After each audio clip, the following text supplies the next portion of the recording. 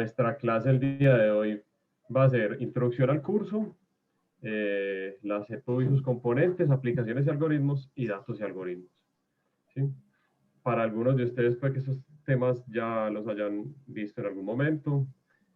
Sin embargo, vamos a empezar para que todos puedan ir avanzando a la misma velocidad. ¿Sí? Quienes de pronto ya tengan, digamos, algunos conocimientos previos, también es muy bueno que en medio de este, digamos, del curso, también seamos solidarios con los otros y si entendemos más, pues también los apoyemos en ese proceso. ¿Sí? También hace parte, pues, del compañerismo que se quiere trabajar dentro de este programa. Bueno, entonces, iniciemos. Bueno, lo primero es que estamos aquí en este curso queriendo aprender a programar, ¿sí? Eso es como nuestra primera o nuestro gran objetivo, programar. ¿De dónde surge entonces todo esto? A mí siempre me parece muy importante mostrar como los fundamentos o el origen de lo que uno está trabajando. Entonces, lo primero es que, además pues de los algoritmos que surgieron hace mucho tiempo, que ahorita vamos a hacer un poquito sobre algoritmos, la computación en sí surge como un concepto matemático que surgió con la máquina de Turing. ¿Sí?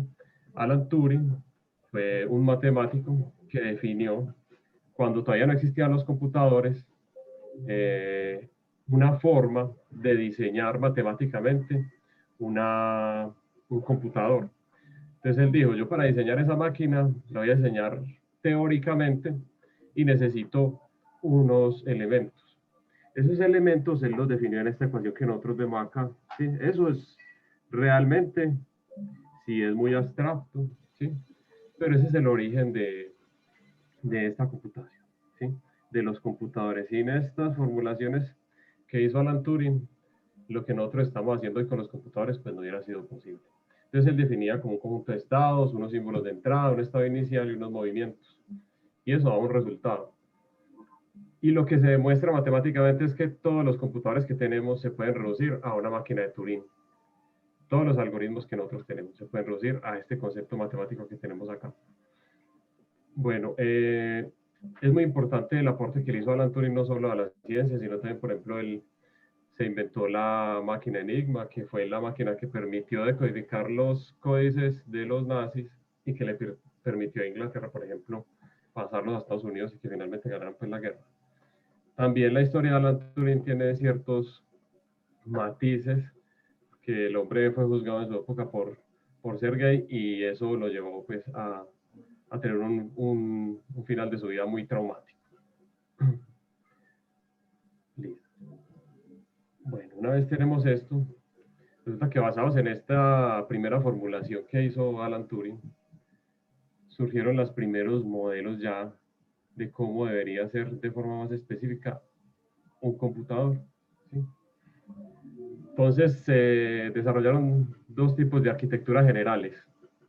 Una que es la arquitectura Newman, de un matemático Newman, y la arquitectura Harvard. La principal diferencia de esas dos arquitecturas era la forma en que ellos plantearon teóricamente el acceso a una memoria RAM. Entonces, primero vamos a empezar a ver aquí unos conceptos. ¿Sí? De la arquitectura de un computador, de cualquier computador que nosotros tengamos, tiene siempre una CPU, que es esta que tenemos aquí a un lado, y dentro de la CPU hay ciertos elementos. Y paralelo a la CPU tenemos otros elementos, que son la memoria, las memorias auxiliares, los procesos paralelos, en fin, otras entradas. Y unos temas de visualización y entrada de datos. Entonces, empezamos por los más sencillos y luego llegamos a la CPU. Entonces, el teclado y la pantalla son elementos que nos permiten a nosotros ingresar y visualizar los resultados de una operación que estamos realizando dentro de un computador. ¿Sí? Lo primero. Además de esto, un computador siempre necesita unos elementos auxiliares, ¿sí? Una CPU, que son memoria, que puede ser memoria RAM, que puede ser disco duro. También existe una memoria que se llama memoria ROM. Qué pena, lo que No pasa está es que mi escrito. compañero tiene activado el micrófono y no se escucha realmente lo que usted. Es correcto. Él Iván, Leo, tiene ¿puedes activado cerrar el el micrófono, micrófono por que nos favor? colabore. Ya, listo, ¿cierto? Bueno, entonces, veníamos en que hay unos periféricos que están siempre cerquita del computador, ¿cierto? Que son estos, memoria RAM. También existe una memoria que se llama memoria ROM, que se usa mucho, sobre todo en sistemas digitales, mucho en la electrónica, que es una memoria que es fija. Esa memoria es súper importante porque le da el arranque al computador, el primer arranque al computador. La RAM es donde empezamos a cargar los programas a descargar pues como lo que está en el disco duro. Y hay unos puertos por donde nosotros nos comunicamos con otro montón de elementos que tiene el computador, que son el puerto serial, el puerto paralelo, que eso ya es pues, más bien antiguo, casi ya no se usa. Ya ni se usa, por ejemplo, ni siquiera en sistemas de automatización. Bueno, ahora vamos a lo más importante, es la CPU. La CPU es la unidad central de proceso, que es donde se realizan todos los elementos importantes de un computador. Entonces tenemos 4 elementos dentro de esta parte. Una unidad aritmético-lógica, unos registros de trabajo, un control interno y un bus de control. ¿Sí? Entonces, vamos a hacer aquí un pequeño dibujito. La unidad aritmético-lógica. Sí. Haría falta comprar dos láminas. Viene por acá. Casi siempre se representa. No está pasando, está apareciendo aquí dentro del tablero. Me disculpan aquí.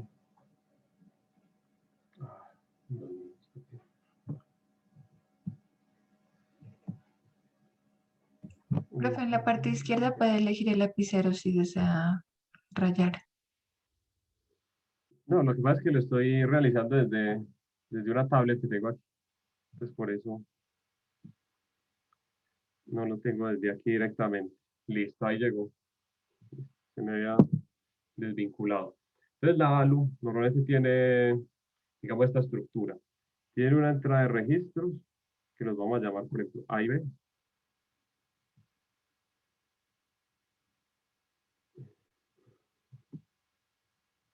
Sí, señor.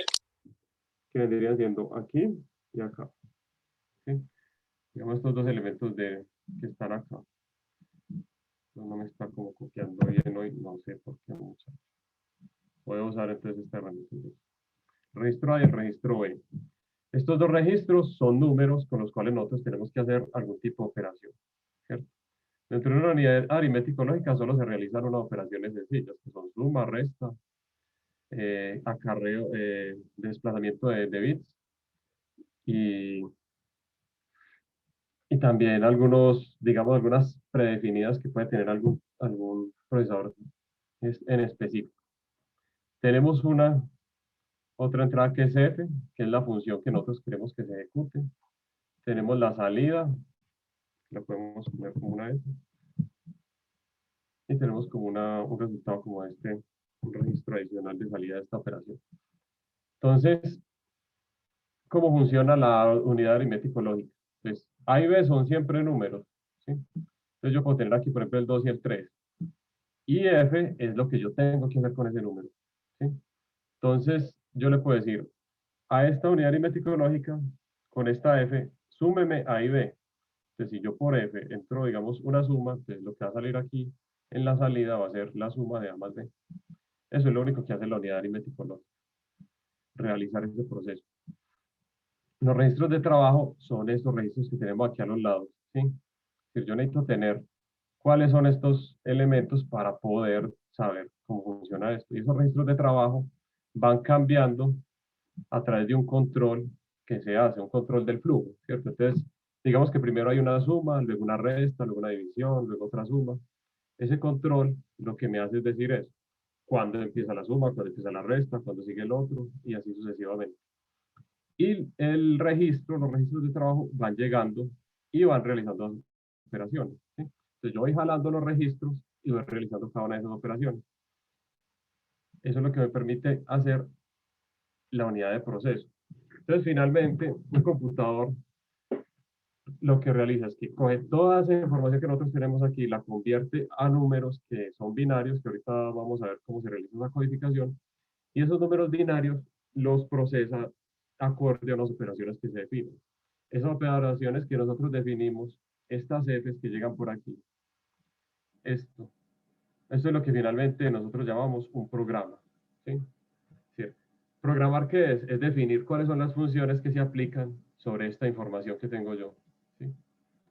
Entonces, esto, digamos que todo lo que nosotros hagamos en la programación va a reducirse finalmente a este modelito, a unos registros que entran, sobre los cuales se hacen unas operaciones y me dan unos resultados.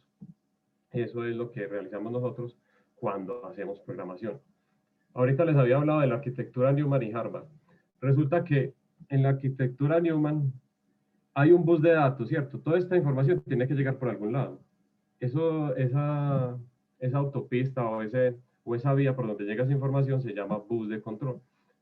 Y nosotros, ese bus, cuando es arquitectura Newman, las instrucciones, ¿cierto? Y la información llegan por el mismo lado, ¿cierto? Como si fuera una autopista. Entonces, por esa autopista me llegan las instrucciones y me llegan los datos. Esa es la arquitectura Newman. Y la arquitectura Harvard me separa esos dos elementos. ¿Sí? Por un lado van las instrucciones en una memoria RAM y en otra, con otro bus, va la información. ¿Cierto? Separa esos dos elementos. ¿Qué sucede? Que la arquitectura Newman es mucho más barata de construir. Entonces, por eso muchos o la gran mayoría de los computadores que nosotros usamos son arquitectura Newman. Y la Harvard es más difícil de construir, pero es mucho más eficiente. Y, por ejemplo, el problema que tiene la arquitectura Newman es algo que se llama el cuello de botella de Newman, y es porque cuando empieza a ser muy grande el flujo de información, empieza a colapsarse como en un cuello de botella, y ahí es donde se necesita la arquitectura Harvard. Por eso la arquitectura Harvard se usa en procesadores, digamos, especializados, o sea, para imágenes, video, en fin. Entonces, eso es muy importante que lo tengan en cuenta. Muchas veces es transparente, ¿sí? Cuando uno programa. Porque uno cuando programa, pues no está pendiente si esto funciona o no, o cuál es la arquitectura de esto. Pero es muy importante uno entender que debajo de lo que uno está haciendo hay un montón de procesos que se van realizando y que tienen una secuencia lógica que responde pues a estas arquitecturas. También se podrían inventar otras arquitecturas. De hecho, por ejemplo, cada empresa, por ejemplo, Intel, AMD, cada una va desarrollando su propia arquitectura y la va optimizando, porque se van dando cuenta como que tienen, pues, los truquitos que uno llama, ¿cierto? Van haciendo los trucos sobre su propia producción y mejoran, pues, los procesadores. Listo. Profe, qué pena, tengo una pregunta. En la arquitectura Harvard, ¿cuál es la división información y? ¿La qué? La división que su merced nos mencionaba, información y. Listo. Bueno, resulta que cuando usted tiene un programa,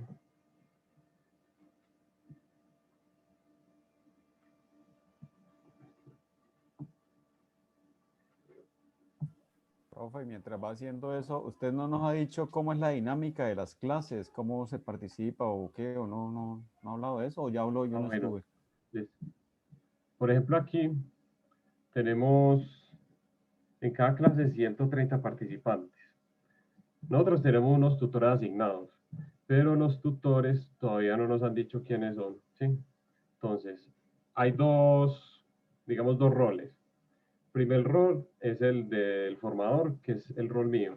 Entonces, yo estoy encargado de facilitar, pues, como la parte teórica de todo este proceso.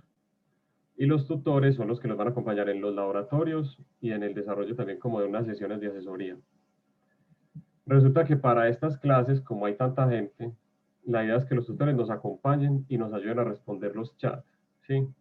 Porque es muy difícil para mí ir dando la clase y respondiendo el chat a 150 personas que son las que van a estar más o menos en este curso. Pero en este momento todavía no me han asignado el tutor, ¿sí?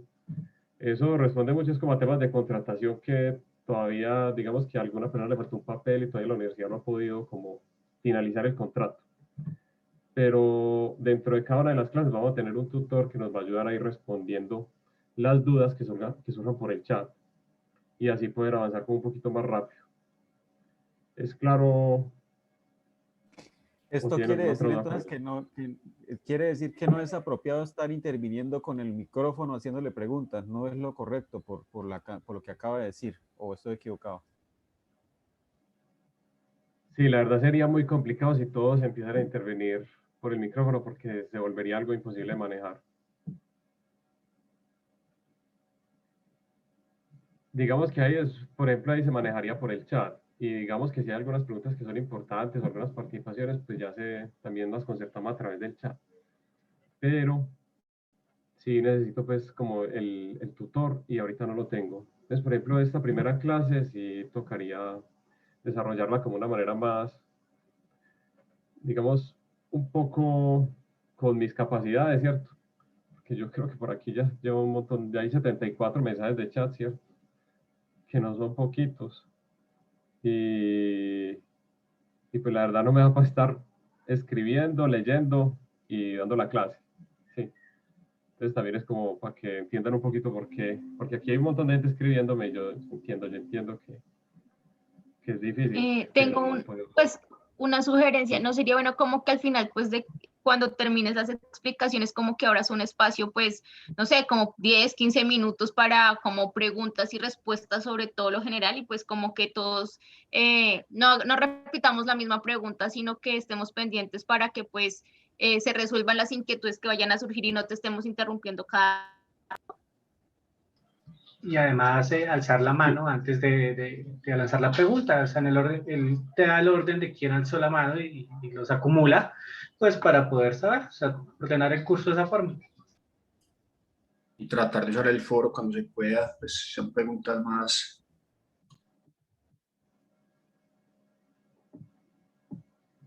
Listo. Sí, bueno, aquí entonces sí, la idea mía es ir avanzando y hacer como unas pausas, hacerlas por ahí. Diría yo por lo menos cada media hora. No sé si es mucho. No sé qué piensan. Yo creo que estaría bien para avanzar. Pausas cada media hora. Sí, para las preguntas. Me parece bien. Listo. Bueno, entonces, por ejemplo, aquí había una duda ya, ¿sí? Que era una duda sobre cuál era entonces como la diferencia de cómo entraban los datos, que por qué se dividían dos memorias, ¿sí? Dos Sí. memorias RAM. Entonces, resulta que cuando usted tiene un programa, el programa se traduce, ¿cierto? Se traduce a un conjunto de instrucciones que tienen unos valores asociados, unos datos, ¿sí?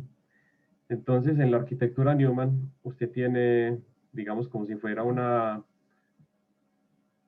pila de datos, donde están instrucciones, datos, así, una después de la otra, dependiendo de cómo esté escrito el programa. Entonces, en la arquitectura Newman, esto llega y se va apilando, ¿sí? Y va entrando aquí, en ese orden, los datos, todo, por un solo canal. Esa es la arquitectura Newman. En cambio, en la arquitectura Harvard, yo lo que hago es que tengo dos espacios de memoria separados, donde se va cargando, entonces en un lado, cargo, digamos, en este cargo las instrucciones, en este de aquí, en el de la izquierda, aquí cargo instrucciones y aquí cargo datos. Entonces aquí solo van instrucciones, ¿sí? Y aquí van datos. Entonces eso implica que tiene que haber una sincronía pues entre la instrucción y los datos, ¿sí? Sincronizarlos. Y entran a la CPU por lugares diferentes, ¿cierto? Buses de datos diferentes. Eso sería como tener, por ejemplo, como si tuviera, digamos, al computador normal, tuviera conectado un disco duro por una USB y otro por otra USB, ¿sí? En cambio, la arquitectura Newman es como si por la misma USB tuviera conectadas las dos cosas. Esa es como la principal diferencia. Y eso en términos de velocidad, pues cuando ya es a gran escala, eso ya va creando unas diferencias grandes en velocidad, dependiendo de los procesos que estemos realizando también. ¿Es como claro eso? Sí, sí, señor. Muchas gracias. Bueno, y ya otra cosa diferente es cuando lo que ya se viene trabajando pues con diferentes procesadores, donde ya hay varios procesadores en paralelo, esos procesadores se comunican también a través de buses de datos. Eso quiere decir que los procesadores que nosotros usamos actualmente tienen varios de estos, ¿sí? Varios cositos de estos, pegados uno al lado del otro. Y obviamente tienen que coordinar. Entonces la arquitectura ya se va volviendo más compleja. Por eso también les decía que los fabricantes de procesadores también tienen sus propios desarrollos, ¿sí? Y esos desarrollos son los que les dan pues, también las ventajas para poder competir en un mercado que evoluciona muy rápido. Bueno, hay un dato importante aquí. Hablamos ahorita, por ejemplo, de la teoría. ¿Sí? Esta teoría también dio origen a un tema que se llama la teoría de la complejidad computacional. Entonces, ¿qué pasa? Resulta que cada vez que yo ejecuto una instrucción aquí, en esta unidad aritmética lógica, en esta CPU, eso se demora un tiempito, ¿sí? Digamos que hice una suma y eso se demoró tantos microsegundos, ¿listo? Entonces resulta que yo puedo calcular de un algoritmo de cualquiera que yo diseñe cuántas operaciones de esas tengo que realizar. Entonces me dice, se tiene que realizar 1.000.000 de operaciones de estas. Entonces te dice, 1.000.000 de operaciones que se demoran un microsegundo cada uno. Entonces eso quiere decir que más o menos yo me voy a demorar un segundo haciendo ese 1.000.000 de operaciones, ¿sí? Entonces resulta que hay operaciones, hay programas que yo diseño y que cuando voy a mirar cuánto se demoran, calculo ese tiempo y me da millones de años, ¿sí? Entonces se llaman problemas digamos que crecen de manera no polinomial, tienen una clasificación. Esos problemas son muy importantes para los computadores, porque son los problemas o el límite donde tenemos nosotros el desarrollo de la computación. Entonces nosotros ahorita tenemos límites para desarrollar muchos programas. Y por eso es que se buscan nuevas formas, nuevas arquitecturas, ¿cierto? Por eso es que se buscó, bueno, pongamos varios procesadores en paralelo a ver si resolvemos más rápido, cambiemos la forma en que llega digamos, la información al procesador para que calculemos más rápido, enfriémoslo, cambiémosle los materiales. Y ya últimamente lo que se viene haciendo es que esta arquitectura, que está basada en un tema que se llama control digital, está migrando hacia la teoría cuántica, ¿cierto? Entonces ahí ya no, aquí hablamos de computación clásica, todo esto que vamos a ver nosotros en el curso. Y lo nuevo, digamos que ya es una teoría totalmente diferente, es la computación cuántica. Y allá hay unas formas de optimizar cosas que no se pueden optimizar aquí. Y también se pasa lo mismo, hay cosas que en lo cuántica son más lentas que en lo digital. Entonces, digamos que el futuro de la computación, que es como esta parte introductoria, estaría digamos, en una forma híbrida entre los computadores que tenemos nosotros ahora y los computadores cuánticos. Porque las tareas que son difíciles de hacer acá, las haríamos en esos. Y al revés, ¿cierto? Hay tareas que son muy óptimas y hemos optimizado mucho en estos computadores y las devolveríamos para acá. Eso es como digamos, proyectándonos ahí un poquito hacia el futuro. Listo, bueno, entonces, una vez, digamos, teniendo esta pequeña introducción teórica, histórica y de proyección, hay unos elementos que queremos mirar, ¿cierto? Que son los componentes que van a estar en todo el desarrollo del programa. Entonces tenemos un tema que se llama aplicaciones y algoritmos, tenemos datos, vamos a trabajar todo el tiempo con aplicaciones y algoritmos, con datos. Esos datos tienen unas representaciones, ¿sí? Y para eso necesitamos también hacer implementación y pruebas para mirar si todo funciona, ¿sí? Es decir, todo lo que nosotros hagamos va a estar enmarcado aquí en estos elementos. Entonces vamos a empezar a ver cada uno de ellos por aparte de una forma, digamos, sencilla. Algunos yo creo que ya han adelantado un poquito. Vamos a ver primero qué es una aplicación, no hablando ni siquiera de un programa, ¿sí? Entonces una aplicación es algo que yo creo, ¿cierto? Un elemento que yo creo para solucionar un problema, ¿sí? Entonces yo parto siempre que quiero crear una aplicación y bueno, tengo un problema con esto o quiero crear algo que me mejore algo que esté haciendo yo. Entonces, lo primero que hago yo para crear una aplicación, llámese programa, llámese un framework, lo que sea, una librería, es que analizar ese problema. Entonces yo digo, bueno, yo tengo un problema de apilar unas cajas. o de organizar unas cajas, donde sea que las tenga. Entonces yo lo primero que tengo que hacer es, bueno, ese problema ¿qué es? ¿Cuál es el problema que yo tengo? Si tengo unas cajas y cómo las necesito para que estén organizadas, las necesito así y así. ¿Y cómo las tengo ahora? Las tengo de esta forma. Eso es lo que llama uno análisis del problema. Y eso es una de las cosas más importantes de todo el desarrollo de los algoritmos. ¿Por qué? Porque ahí es donde está, digamos, la parte más difícil, que es la parte analítica, que es el momento en que yo me siento a pensar qué es lo que falla, qué es lo que necesito y hacia dónde lo voy a llevar. ¿Sí? ¿Cuáles son los elementos que componen ese problema? Sea cualquier problema que sea. ¿Sí?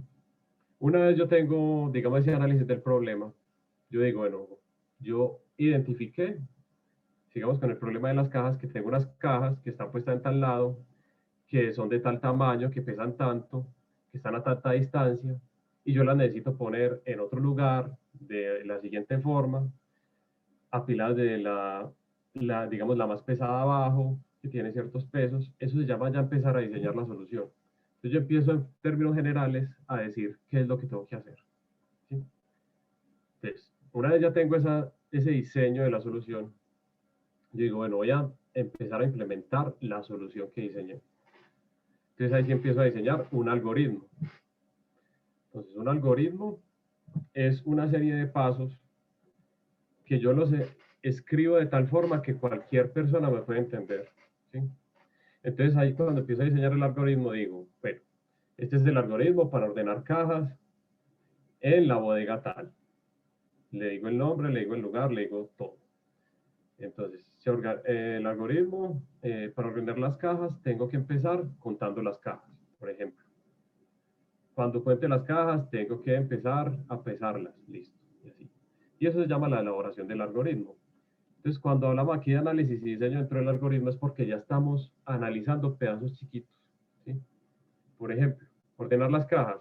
Entonces digo, bueno, yo para ordenar estas cajas, entonces necesito pesarlas. A ver, entonces, ¿cómo las peso? Porque ya me metí más adentro. Necesito una pesa para pesar estas cajas. Entonces voy y escribo cómo pesan las cajas. ¿Listo? Una vez pase esa etapa de análisis y diseño de cada elemento específico, empiezo a construir el algoritmo general.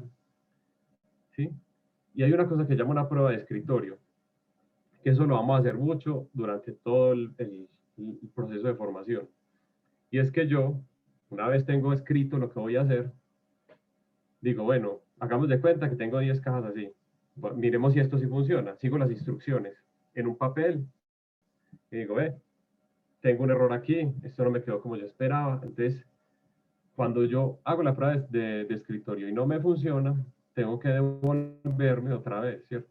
A mirar y analizar de nuevo qué es lo que me está fallando para volver a seguir construyendo la noticia. Cuando yo ya hice esas pruebas de escritorio y me funcionaron, yo digo, listo, ahora sí, usemos Python, o usemos Java, o usemos HTML, lo que yo crea que necesite para llevar ese algoritmo a un programa, ¿sí? A un lenguaje de programación.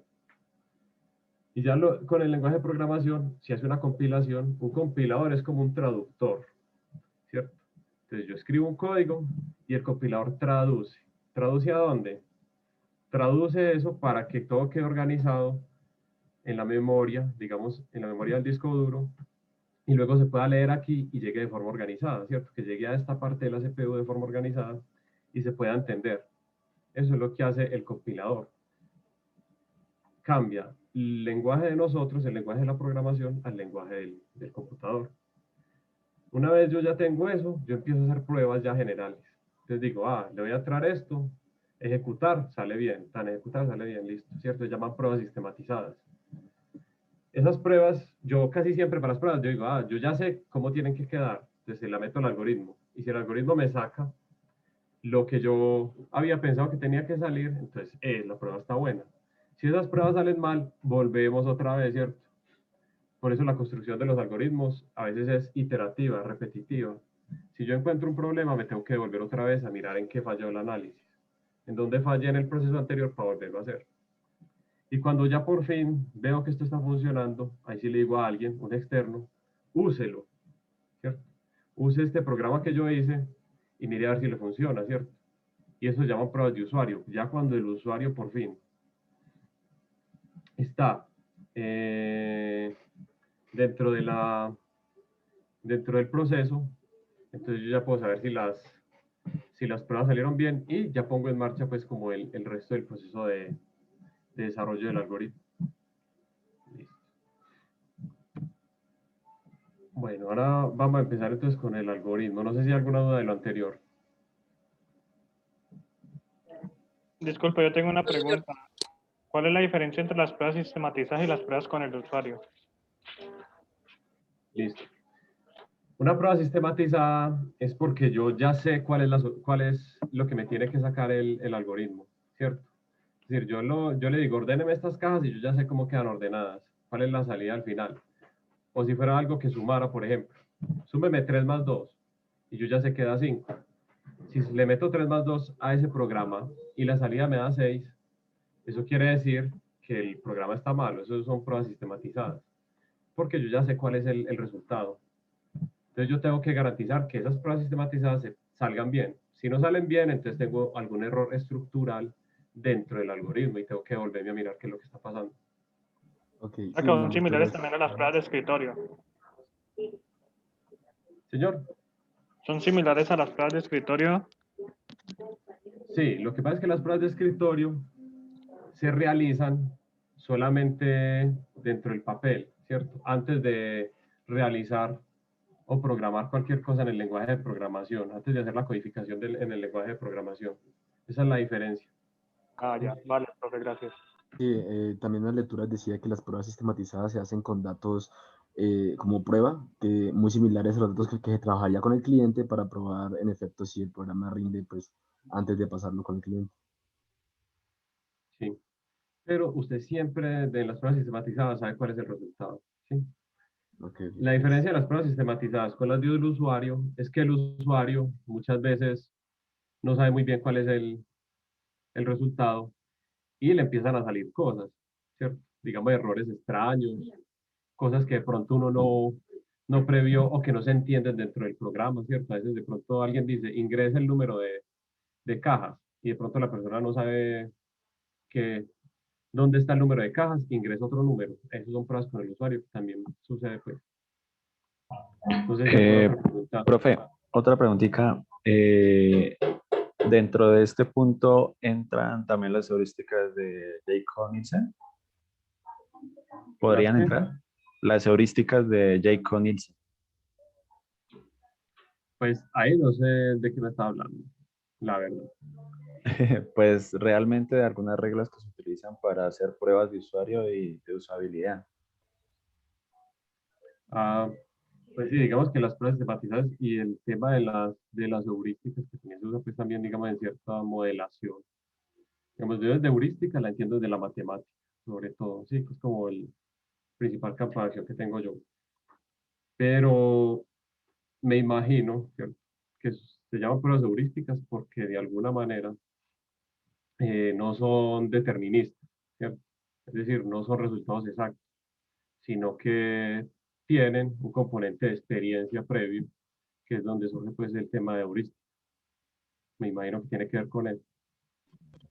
Esencialmente, y pues como para que los que no lo conocen, los principios heurísticos son las bases que, digamos así, que da todo diseñador a la hora de realizar la evaluación de usabilidad de un sitio web o de una aplicación móvil. Entonces, cada vez que se vaya a hacer, se utiliza, digamos, lo que se conoce como la heurística de Nielsen. ¿Qué es lo heurístico para este sistema? Sencillamente, él habla de la heurística porque son las reglas generales y no directrices de usabilidad específicas, simplemente un sistema de reglas. Correcto, de eso estaba hablando yo. Sí. Profe. Sí, eso, lo que pasa es que la definición de heurística y de determinismo es precisamente lo que acabas de decir, ¿cierto? Las reglas generales muy son bien heurísticas y deterministas que son exactas, ¿sí? Entonces, sino que obviamente sí, cada uno maneja pues, como ¿cómo llamaría eso? El vocabulario de acuerdo al área de especialidad que tenga. Listo, pero muy bacano. Yo creo que sería bueno incluirlo y si algo, pues yo les podría también mandar de pronto como algo donde podamos mirar un poquito eso o mirar la próxima clase también. para que no nos quede también así como que quedó en el aire. Listo. Profe. Algo adicional aquí. Sí, profe.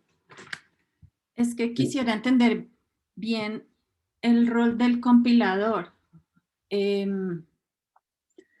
Digamos, uno tiene el algoritmo y lo pasa a un lenguaje, el que sea, y se supone que ese lenguaje es el lenguaje para que el computador entienda el algoritmo. Pero entonces no entiendo bien el rol del compilador y en las lecturas se hablaba de lenguaje compilado y lenguaje interpretado. No sé si eso es algo que vamos a ver después, pero si no, pero sí, entonces solo acotaría mi pregunta al rol del de la compilación. Bueno, digamos que según el lenguaje hay como ciertos niveles de traducción, ¿sí? Entonces, los lenguajes de más alto nivel, pues tienen, digamos que pueden ser, por ejemplo, interpretados, ¿sí? Por ejemplo, Python. Y otros que son compilados. Eso va a ser más claro, sobre todo para todos más adelante, cuando también estemos como programando, ¿sí? Porque también aquí de pronto nos complicamos llevándolo hasta por allá, porque después, digamos, está el lenguaje interpretado, listo, ese lenguaje luego se compila, pero ese lenguaje también necesita otras traducciones, ¿sí? Dentro de la misma arquitectura de la CPU se necesita transformar después eso al lenguaje de máquina, ¿cierto? Al lenguaje ensamblador. Y el lenguaje ensamblador es un lenguaje en donde yo defino las operaciones sobre los bits, o sobre los bytes, o sobre las cadenas de datos que tenga. Si es un procesador de 64 bits, entonces tengo cadenas de 64 bits y sobre esas opero. Y opero solamente sumas, restas, o si tengo un procesador especializado, otro tipo de operaciones, ¿cierto? Operaciones de chip, en fin. Lo que quiero decir es que, por ejemplo, desde el lenguaje que no se le escriba al computador hacia abajo, también hay un montón de traducciones. La traducción que hace el compilador, que lo hace también según si lo necesitamos para un tipo de sistema operativo o un tipo de máquina. No es lo mismo compilar, por ejemplo, para 64 bits que para 32. O, por ejemplo, en electrónica se compila para procesadores de 8 bits y cosas de ese estilo. Entonces, son como niveles, ¿cierto? Digamos que la compilación en este caso la podemos ver en términos generales como un proceso en el cual el lenguaje de programación en el que yo escribí, voy transformando esas instrucciones y esos datos, porque se transforman las dos cosas, a lenguajes mucho más cercanos al lenguaje de máquina. Porque finalmente el lenguaje de la máquina van a ser unos y ceros solamente. Unos y ceros que están ordenados de una forma específica, codificados para representar instrucciones, datos, operaciones y números. Y que finalmente, al final de toda la cadena, solamente tenemos voltajes positivos, o voltajes negativos, o voltajes 5 y 0, o 3 y 0, dependiendo de cómo sea la arquitectura ya electrónica del procesador. Eso es la traducción que nosotros hacemos.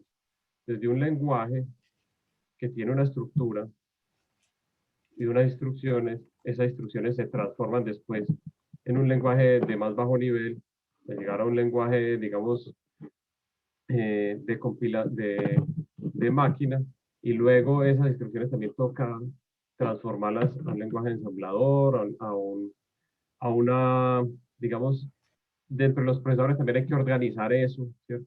Esa información se organiza. Es decir, hay muchísimos procesos de ahí para abajo, pero nosotros no nos podemos ir del todo hasta por allá porque ya empieza a ser como todo este tema de la programación y todo el tema de la computación es un tema muy, muy amplio. Y cada uno de estos elementos requiere una especialización, ¿cierto? Por ejemplo, se podría decir, Python, sí, es un lenguaje interpretado, pero eso no quiere decir que no sea importante. De hecho, es muy importante para la ciencia. ¿Por qué? Porque la mayoría de las librerías sobre las cuales se hace ciencia son en Python.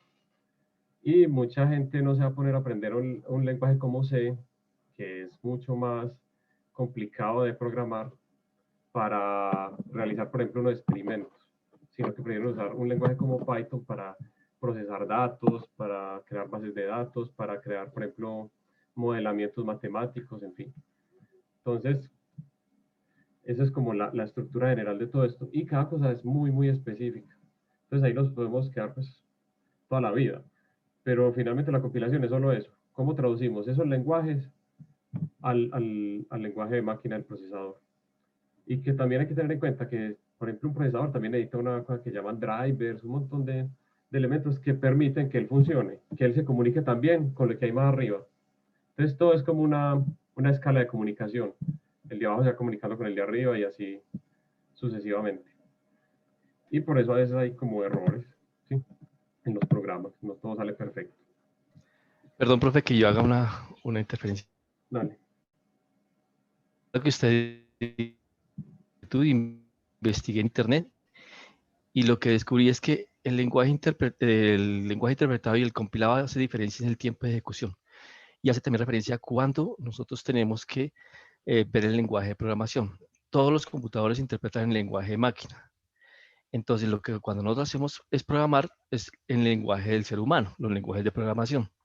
Entonces, el lenguaje compilado, como el lenguaje C, lo que permite es que se crea el programa, se compila y crea un código que es el código de máquina. Este código de máquina se ejecuta tantas veces. En cambio, el código interpretado, se hace el programa y cada vez que se ejecuta, se tiene que transformar en lenguaje de máquina. Entonces la diferencia es, en el lenguaje compilado solamente se hace una vez la compilación. En el lenguaje interpretado, todas las veces que se ejecuta el programa, se pasa al lenguaje de máquina. Tiene sus diferencias, tiene sus ventajas, sus desventajas, pero bueno, hasta ahí fue lo que investigué, no supe más del tema. Gracias. Sí, gracias. Sí, digamos que ya si nos vamos a ir pues como en cada una de las cosas nos vamos a demorar un montón y hay que reconocer pues que no todos tenemos toda la información ahí como a la mano. Quería seguir ya con la parte de algoritmo, ¿sí? Entonces, lo primero es que el algoritmo, tal como está definido, surge también de un concepto matemático desarrollado en la época de digamos, del florecimiento de las matemáticas árabes a través de Al-Khwarizmi, que a Al-Khwarizmi se le deben los algoritmos, el álgebra y los números que nosotros usamos, ¿sí? Que todo eso viene de los árabes, los números y la notación que tenemos nosotros sobre ellos. Entonces, lo primero es definir un algoritmo, es como un conjunto de instrucciones, como les decía ahorita, que cualquier persona, cualquier, digamos, intérprete, sea una máquina o una persona, puede entender.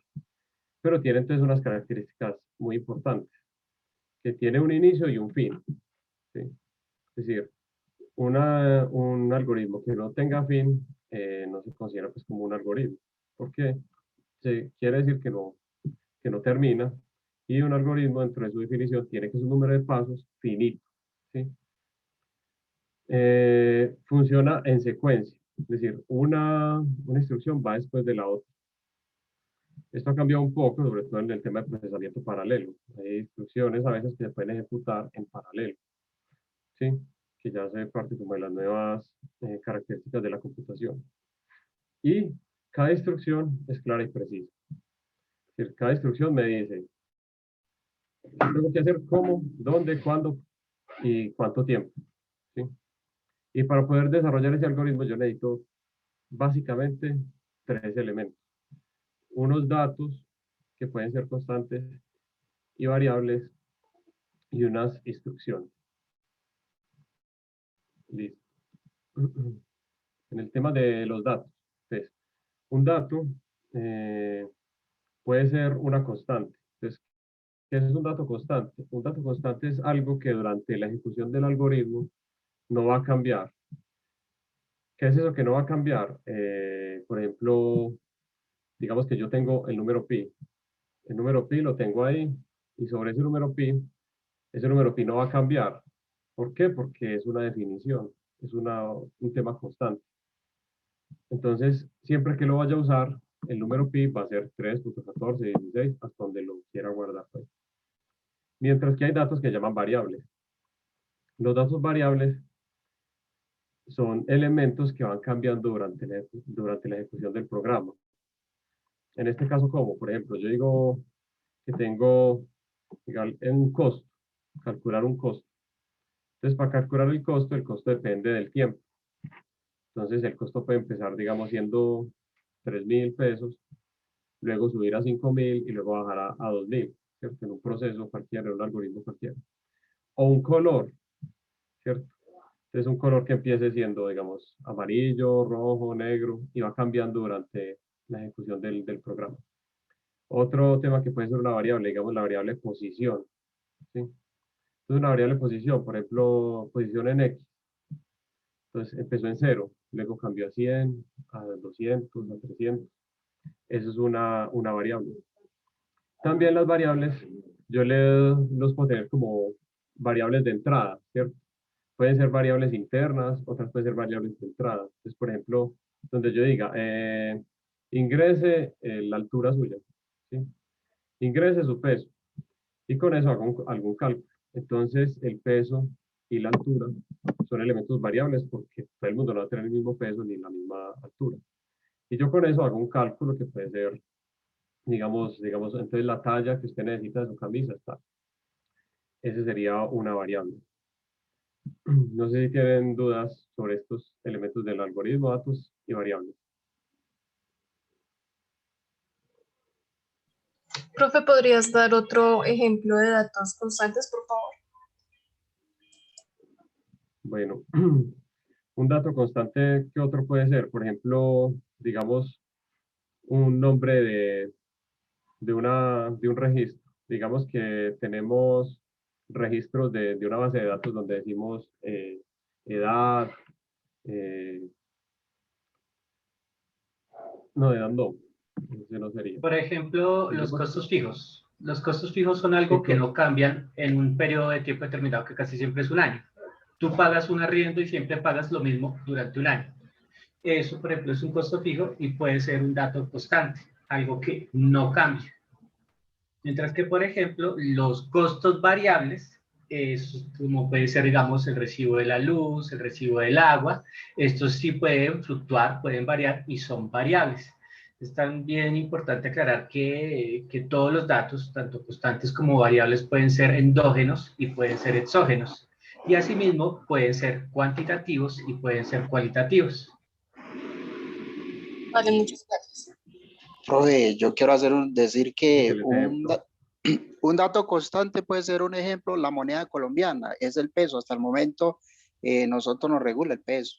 Nosotros no, esa es la moneda de Colombia, eso puede ser un dato constante.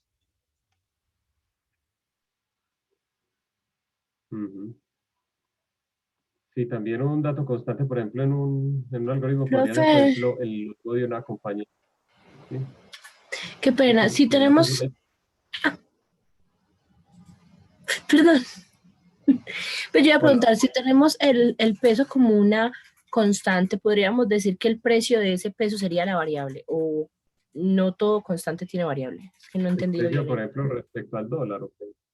No, respecto al valor del peso colombiano como tal. O sea, el peso, bueno, sí, fluctúa frente al dólar. Sí, frente al dólar sí sería variable. Pero, por ejemplo, lo que decía del peso es, por ejemplo, que aquí, en términos generales, usted podría decir que usted siempre maneja pesos, ¿cierto? Entonces, que la moneda peso es la que se está usando constantemente. Esa sería la constante. Si estuviera en Estados Unidos, estaría usando dólares, que sería la moneda, la constante sería la moneda dólar. Pero el precio es variable. Correcto. Pero Ahí el precio es la constante es dinero. ¿Me hago entender? La constante es dinero. No importa si son pesos, no importa si son dólares, no importa si son bitcoins, no importa si son yenes. Ah, listo. Gracias. Es dinero. Permite hacerlo. La variable, bueno, el precio sí, a cómo amaneció el dólar hoy, a cómo cambió, eso sí ya es algo variable. Constante es algo que que se mantiene y variable es algo que se modifica. Que Es puede así como transformarse, algo así, como esa es lo la estoy esencia. entendiendo.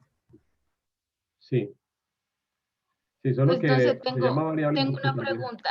Es, por ejemplo, no sé, cuando tú entras, ejemplo, a, yo que sé, una página de envíos y tú tienes, te cobran, yo que sé, a 3.500 el kilo. Entonces, ese 3.500 va a ser la constante, pero el peso, o sea, digo, el peso, digamos, cada kilo vale 3.500 y dependiendo si tú vas a mandar, pues yo qué sé, 3 kilos, te va a cambiar el esto y eso es lo que varía, ¿no? El valor, el precio. Sí, sí, así sería. Profe, otro ejemplo constante sería una libra, son 500 gramos, eso nunca va a cambiar. Sí, aunque van a ver que para libras inglesas del sistema de Estados Unidos, pues, pero bueno. Dependiendo pues del sistema, pues. Exactamente. Sí, pero sí, yo creo que queda claro para todos que hay elementos que son variables y elementos que son constantes. Listo. Bueno, entonces el otro elemento constitutivo de un algoritmo viene siendo las instrucciones, ¿sí? Entonces, con esos datos, que unos pueden ser constantes, otros variables, yo ejecuto instrucciones, ¿sí? Esas instrucciones pueden ser instrucciones de lectura. Entonces, una instrucción de lectura, ¿qué sería? Que yo vaya a la memoria, ¿sí? A la memoria RAM o a la memoria del disco duro o a una memoria externa y lea, por ejemplo, una imagen, ¿cierto? Entonces sería como leer imagen. Eso sería una instrucción de lectura, ¿sí?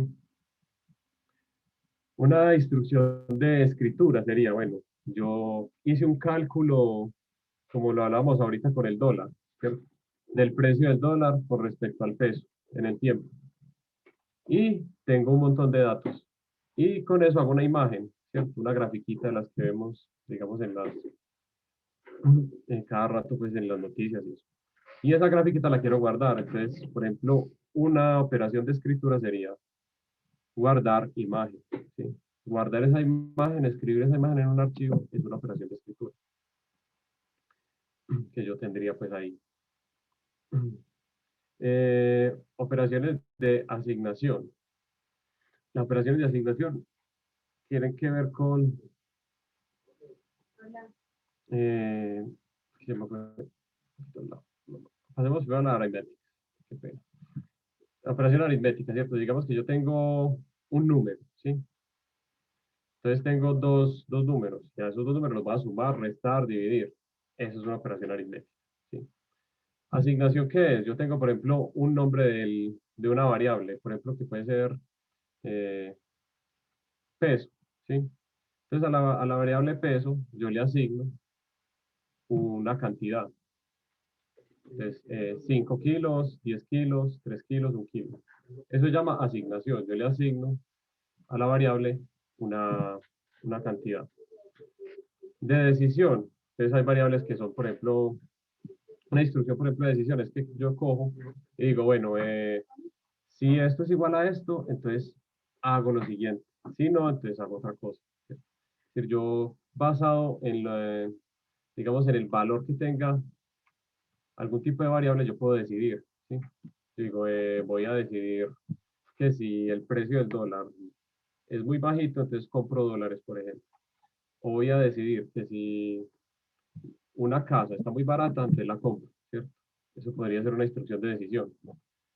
O si voy a comprar algo al supermercado, les digo, sí, tengo 50.000 pesos y lo que voy a comprar vale 70.000 pesos, pues entonces no lo compro. Eso es una decisión. Y de repetición, son instrucciones que todo el tiempo están repitiendo. Entonces, si uno dice que,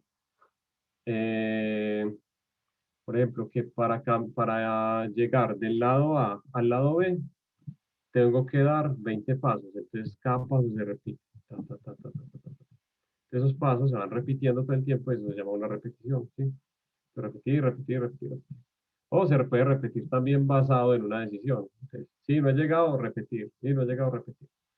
Son como tipos de instrucciones que yo puedo realizar en un programa. En términos generales se podrían designar de esa manera. No sé si hay alguna duda con respecto a esto. Sí, profe, tengo una duda. Es que en la variable, pues en la instrucción de asignación, dijiste que se asigna como, sí, un número o se asigna como algo al, pues, como a ese código. Pero esa asignación también puede ser no una variable, no, pues no algo constante, sino como algo que depende de otra cosa, la asignación.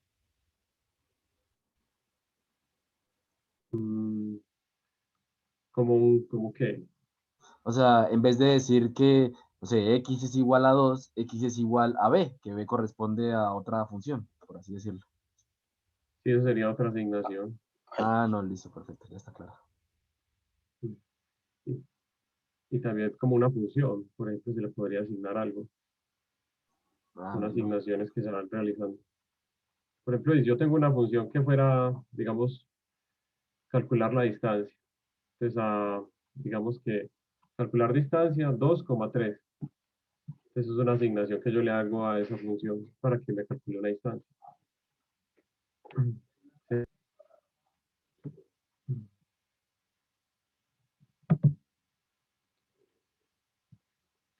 Bueno, los datos que nosotros usamos en los computadores tienen representaciones, ¿sí?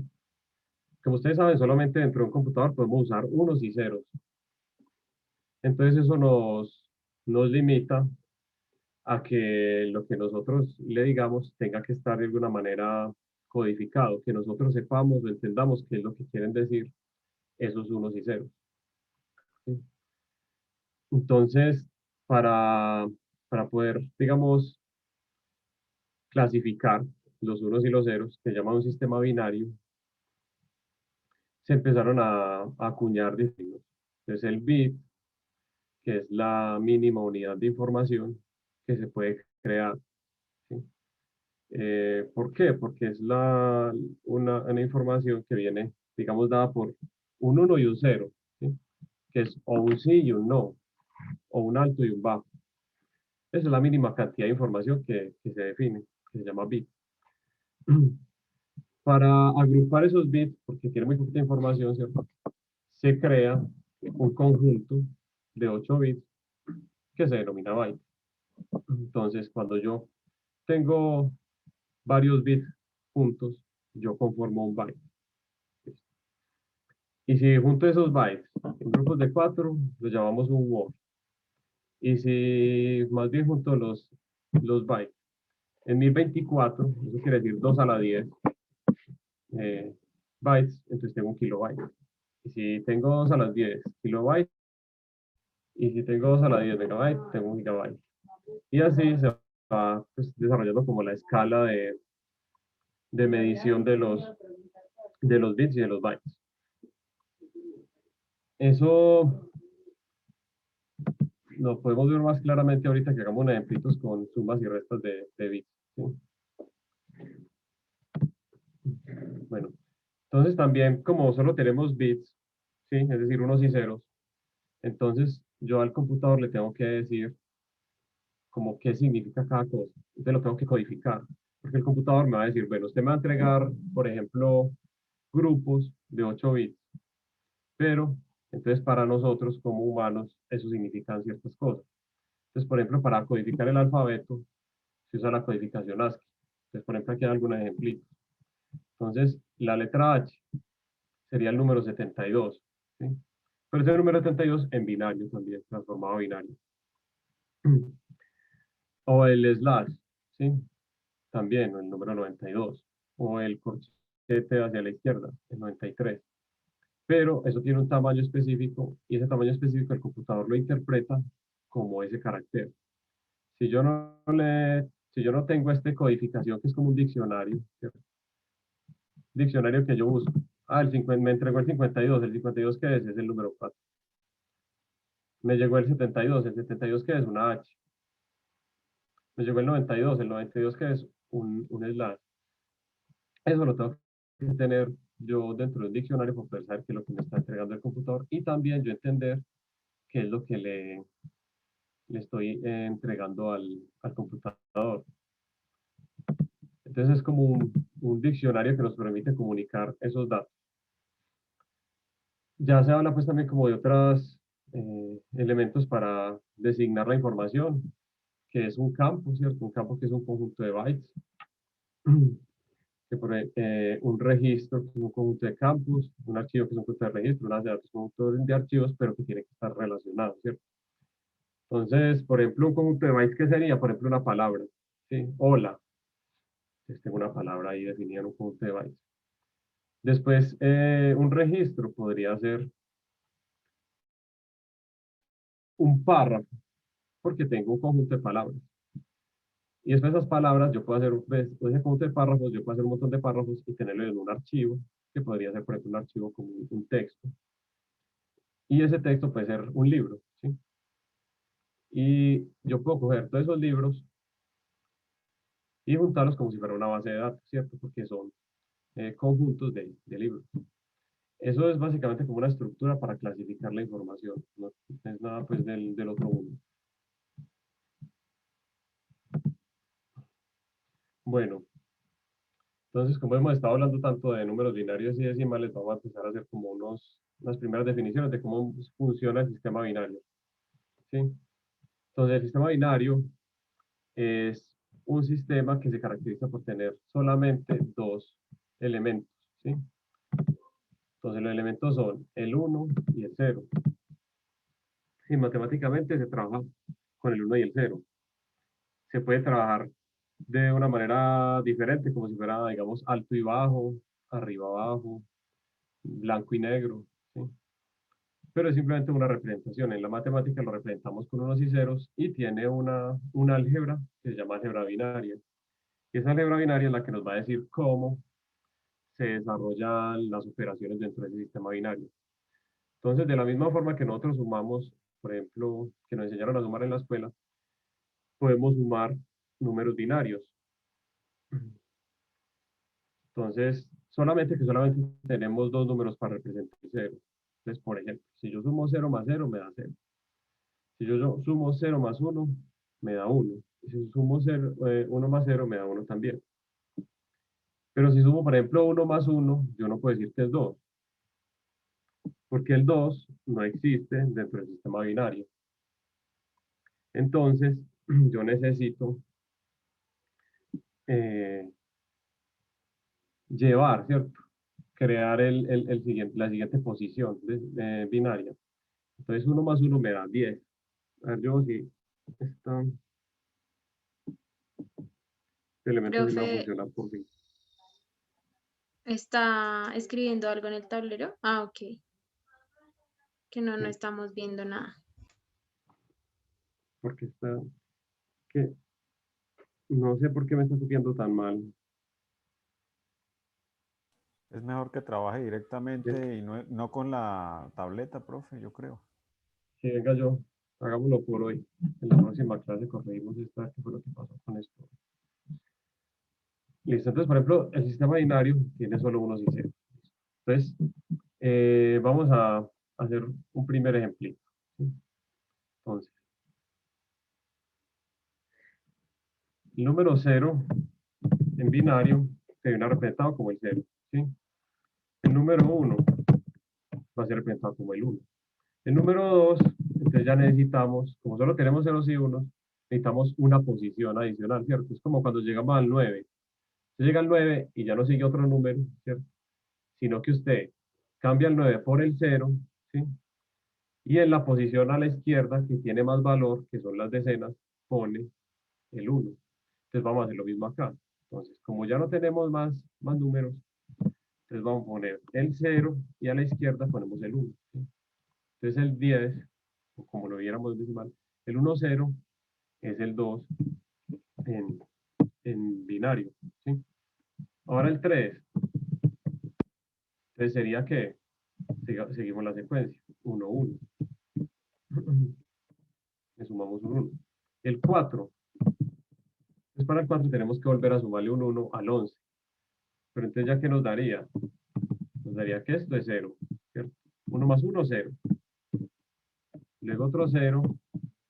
Y luego un 100, que nos daría el 100. Entonces ya tenemos Vamos viendo cómo se desarrolla. 0, 1, luego 1, 0, 1, 1, 1, 0, 0. ¿Sí? Luego, el 5. Entonces, subimos otra posición. Para subir otra posición, tenemos que volver a sumar un 1 binario, ¿cierto? Entonces, 1, 0, 1. Luego, el 6. Tenemos que volver a sumar un 1, que sería 1 y 0, 1 más 1, ¿cierto? Nos da 1, 1, 0. ¿Sí? Después de este, ¿cuál seguiría?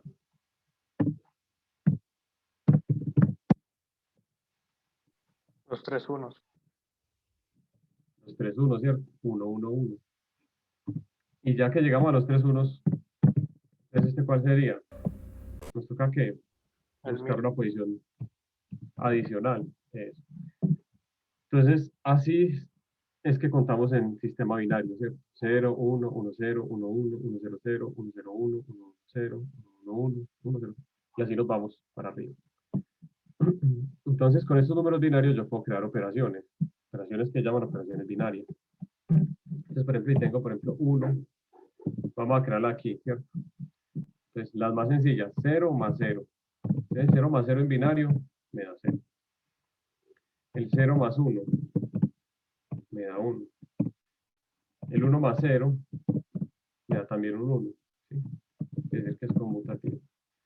Y el 1 más 1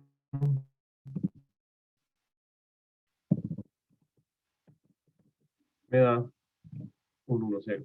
¿Sí? Profe. Este es como el cuadrito mínimo de la suma binaria. ¿Sí?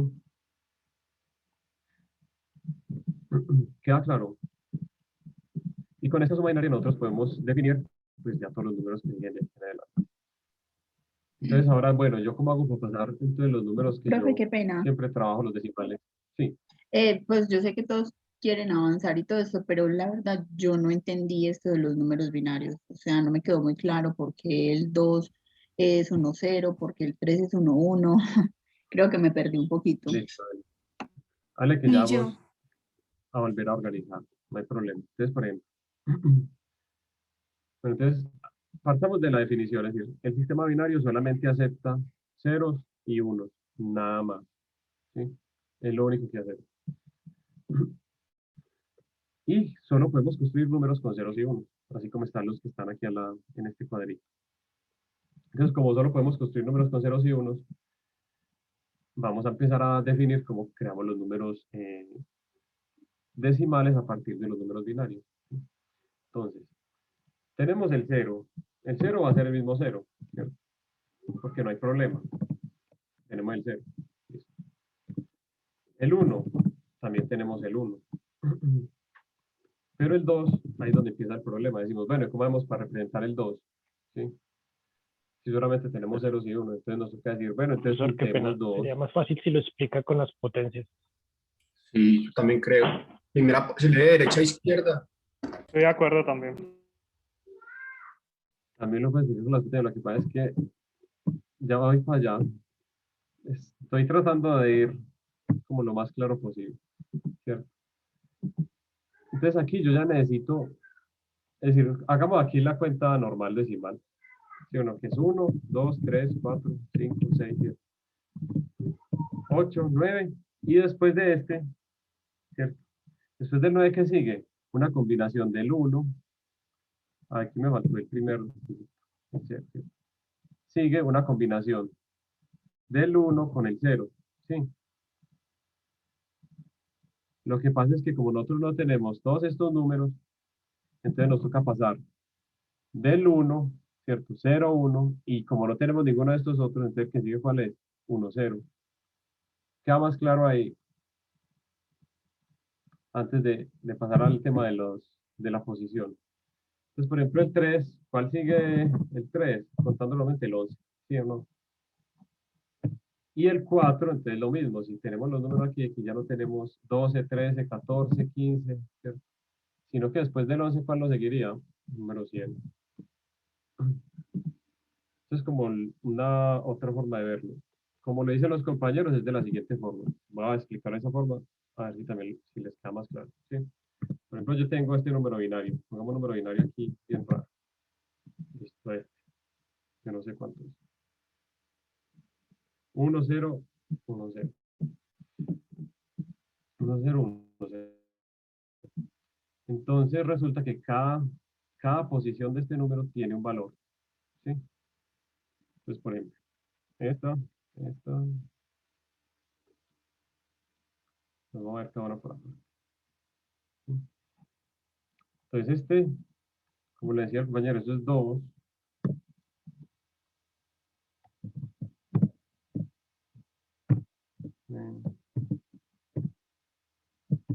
Dos a la 0, que es igual a 1. ¿Se acuerda que todo número elevado a la 0 me da 1? ¿Sí? Luego, 2 a la 1. Esto me da 2.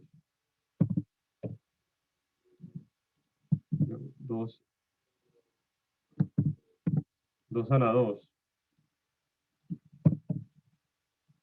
Vendría siendo 4. 2 a la 3.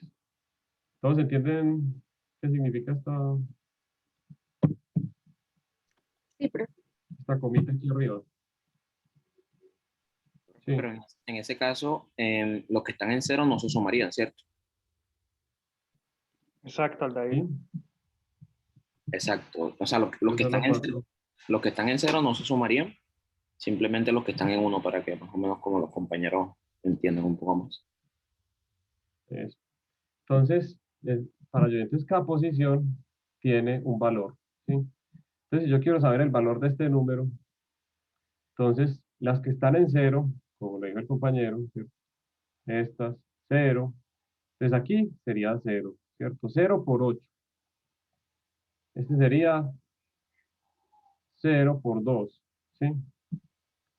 Y en los otros estaría multiplicando por 1. Entonces, este número sería la suma de 1 por 1, ¿cierto? 1 por 1, más 0 por 2, más 1 por 4, más 0 por 8, más 16 por 1. Entonces, estos números, como le dijeron ellos, dan 0. ¿Sí? Y aquí entonces estaría 1 por 1, 1, más 0, más 4, más 0, más 16. ¿Sí? Entonces el número que tendríamos aquí sería el 21. ¿Sí? No sé si queda más claro esta forma. O antes enredo más. No, Sí. está más claro. Sí. Entonces ya Sí, con así queda más claro. Listo, entonces ya aquí, yo aquí ya puedo representar los números. Cualquier número que yo tenga va a seguir así, ¿cierto? Entonces si tengo otro 1 aquí al lado de este, ¿qué sería? 2 a la 5, que es 32, y así sucesivamente. Bueno, entonces, por ejemplo, esto que tenemos aquí, este proceso que hicimos, este proceso que se llama de... Ah, no. Qué pena. Al revés. El proceso que llamamos de binario a decimal, ¿cierto? Porque yo estoy convirtiendo un número binario, que es este, 1, 0, 1, 0, lo estoy convirtiendo a un número decimal, que es 21. ¿Sí? Listo. Ahora, si quiero hacer el proceso al revés, si yo tengo un número decimal y lo quiero convertir en un número binario, entonces, ¿qué tengo que hacer? Pues digamos que tengo el 21. Lo que tengo que hacer con este número es irlo dividiendo de a 2. ¿Sí? Dividido. Entonces, yo pongo el 21 dividido 2. ¿Eso cuánto me da?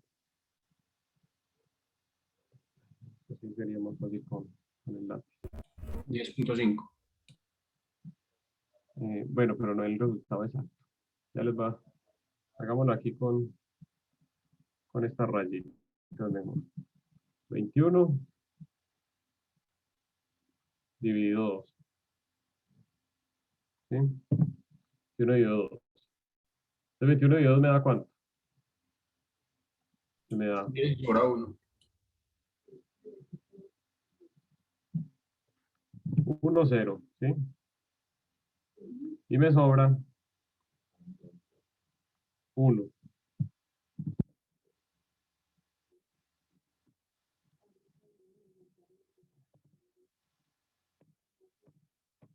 y me sobra 1. ¿Sí?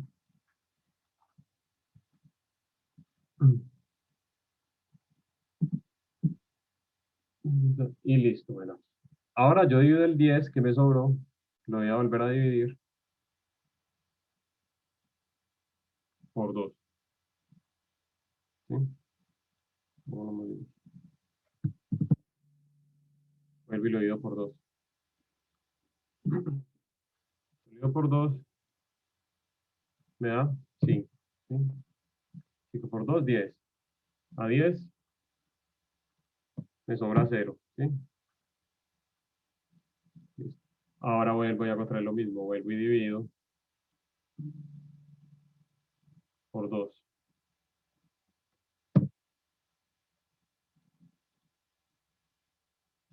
Entonces, esto me da 4, 2 por 2. 5 y 2, 2. 2 por 2, 4 a 5. Me sobra 1.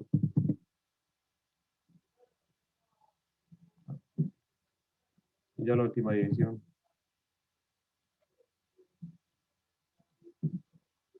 Divido 2.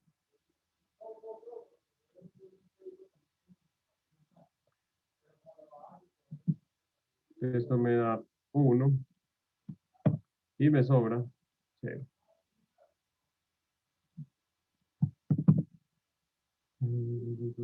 Y me sobra 0, ¿sí? Entonces, acuérdense, 21 dividido 2, 1. Dividido 2, 10, me sobra 1. 10 dividido 2, 5, me sobra 0. 5 dividido 2, 2. Es una división así consecutiva. Y ya al final, ¿yo qué obtengo? El número binario, ¿sí? Que sería 1, 0, 1, 0, 1. ¿Sí?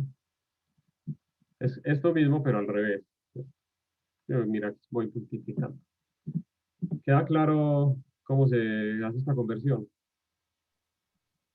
Profe, ¿siempre se tiene que dividir sobre 2? Sí, sí, porque estamos haciendo la conversión a binario. Binario, que significa 2. ¿Sí? Entonces, yo voy dividiendo de a 2 y voy obteniendo estos residuos, que son los que me dicen cuál es el número binario. ¿Sí? Profesor, ya eso está claro, pero ¿cómo se aplicaría cuando uno esté programando? Bueno, eso es dependiendo del nivel de programación en el que, o de lo que usted esté programando, ¿sí? Hay arreglos o programas donde se usan mucho los números binarios, ¿sí? Por ejemplo, hay problemas de optimización donde se usan unos temas que llaman modelos cuadráticos. Y en los modelos cuadráticos hay unos que son binarios y se usan para optimizar, por ejemplo, rutas, eh, mapas, distribuciones, grafos, bueno, en fin. Ahí se usan los números binarios y usted tiene que tener muy en cuenta la forma en que salen esos números. También dependiendo de, digamos, si está usando, por ejemplo, un programa para electrónica, ¿cierto? Que está haciendo una interfaz entre un Arduino, por ejemplo, o un microcontrolador cualquiera, y el computador. Y muchas veces el microcontrolador le va a enviar una secuencia de unos y ceros. Y usted tiene que convertir esa secuencia de unos y ceros a un dato, ¿sí? Entonces usted lo tiene que hacer la conversión a partir de este tipo de conversiones binarias.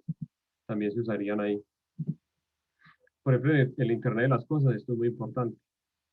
Saber hacer y saber interpretar muy bien lo que me está entregando a mí, por ejemplo, un sensor, un Arduino, cualquier tipo de elemento que yo esté usando de electrónica, que en electrónica siempre se usan números binarios. ¿Por qué? Porque se necesitan chips muy eficientes, ¿sí? Y esos chips, para que sean eficientes, tienen que tener lenguaje binario, donde pueden poner a codificar las cosas y enviar otro tipo de elementos. Profe, otra cosa, usted ahí dice que de binario a decimal. Yo entiendo que un número decimal es un número que tiene, pues, fracciones, partes, ¿sí? Entonces, aquí estamos pasando a números enteros. Será al sistema decimal, más bien. Binario al sistema decimal y no al decimal. Falta como esa aclaración. Sí, eso es como pues siendo muy riguroso, esto sería sistema decimal a sistema binario.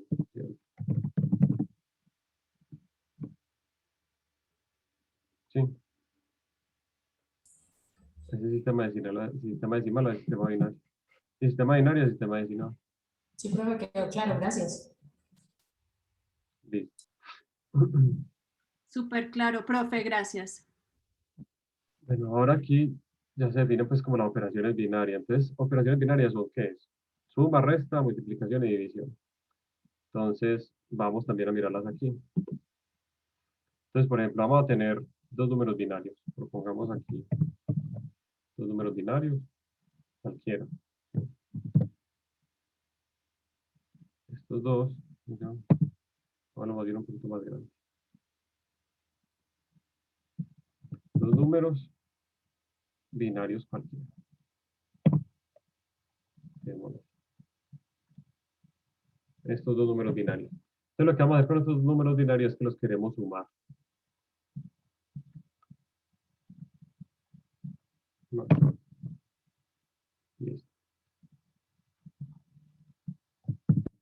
Entonces vamos a hacer la suma tal cual se hace una suma tradicional, como vimos en el método, pues, digamos, de la escuela. Entonces tenemos 0 más 0, que sería 0, ¿sí?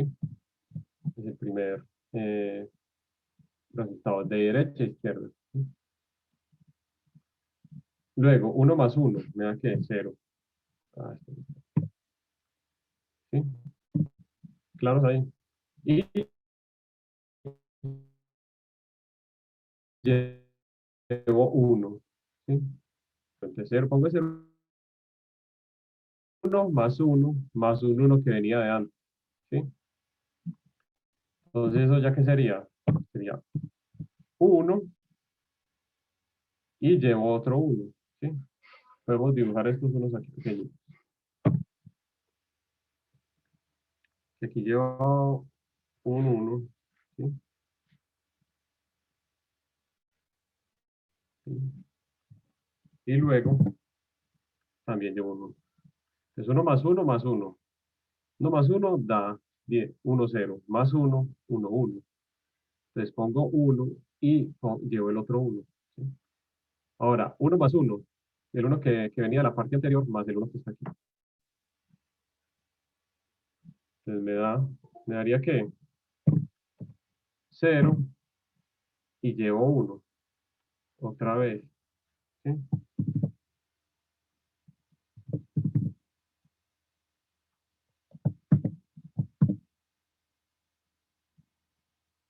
Aquí.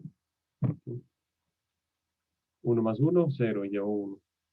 Aquí 1 más este otro 1, otra vez vuelve y me da 0.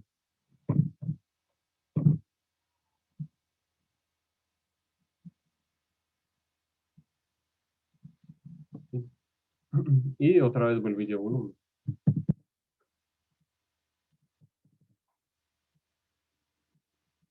Aquí tengo 1 más 1, que me daría 1, 0.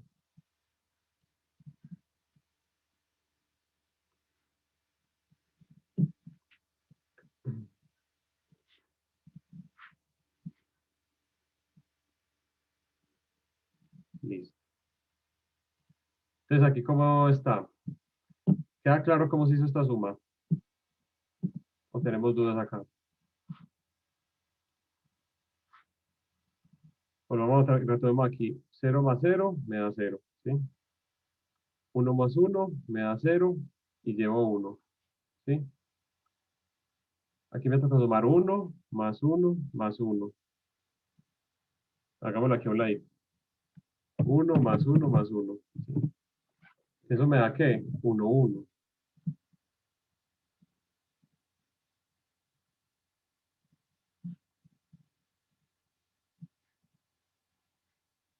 Uno, 1, entonces por eso tengo este 1 aquí. ¿Sí? Y llevo el otro 1. Y aquí me da 1 más 1, 0, ¿cierto? Y vuelvo y llevo el 1. 1 más 1, 0 y vuelvo y llevo el 1. Y 1 más 1, 0 y vuelvo y llevo el 1. Listo. Ahora hagamos la resta de estos dos.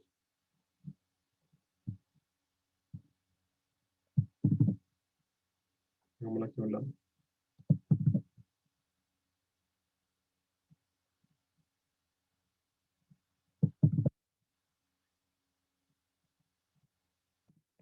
Ahora vamos a restar estos dos bits, estos dos números binarios.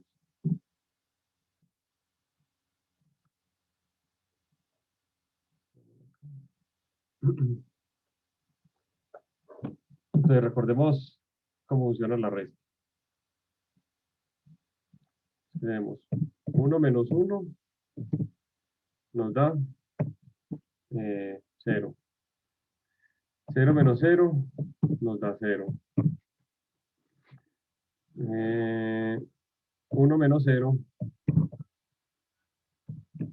nos da 1. Y 0 menos 1, ¿cuánto nos dará?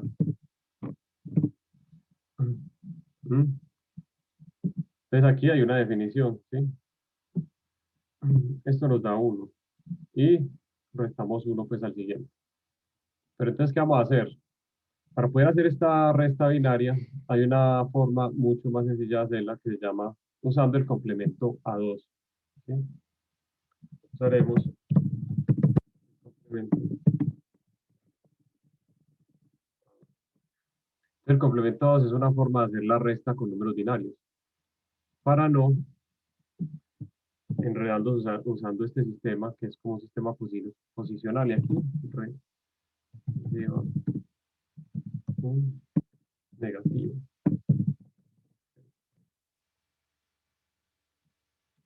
Para no enredarnos con esto, que es un poquito enredado, vamos a usar el complemento A2, que es mucho más fácil de usar. Entonces, el complemento A2 es una forma de convertir este número binario que tenemos aquí a un número que sería el número negativo de este. ¿Sí? Entonces, vamos a mirar cómo se hace.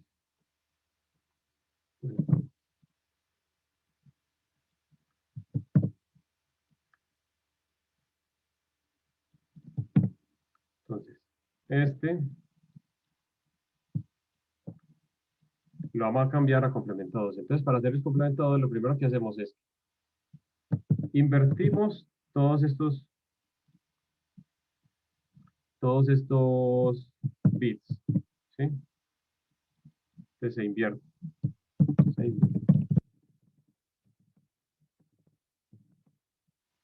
Es decir, que cambiamos los unos por los ceros y los ceros por los unos. Entonces, ¿cómo nos quedaría? Nos quedaría 0, 1, 0, 0, 1.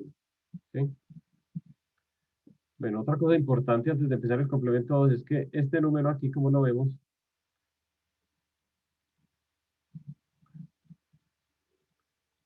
le faltaría un 0 acá. ¿Sí?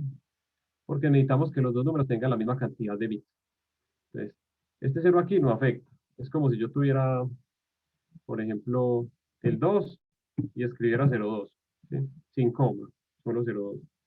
Eso no me afecta el 2, sigue siendo 2.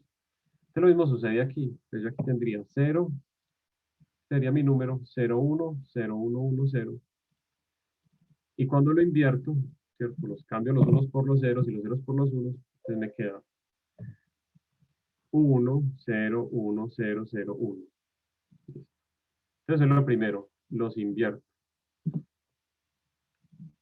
Hago esta inversión. Y luego, a este número, le sumo 1 nada más. Le sumo. Entonces le vamos a sumar un 1. Aquí. Porque la suma es mucho más fácil de hacer.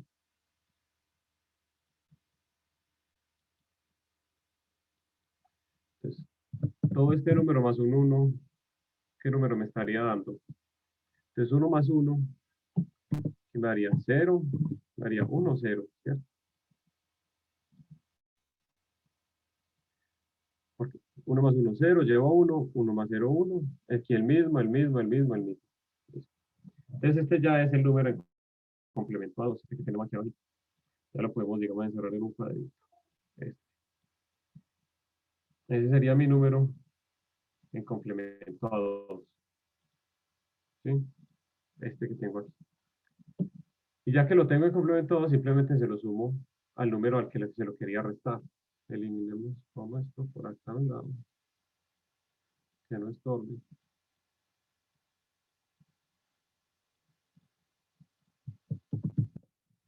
Y lo que haría sería utilizar este número en complemento a 2 y sumarlo.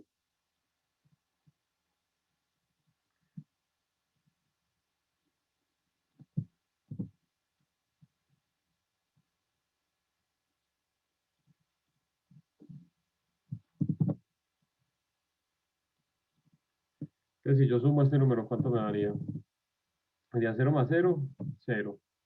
¿Sí? Este de aquí, 0. 1 más 1 me da 0 y llevo 1. ¿Sí? Es decir, llevaría un unito aquí. 1 más 1 vuelve y me da 0.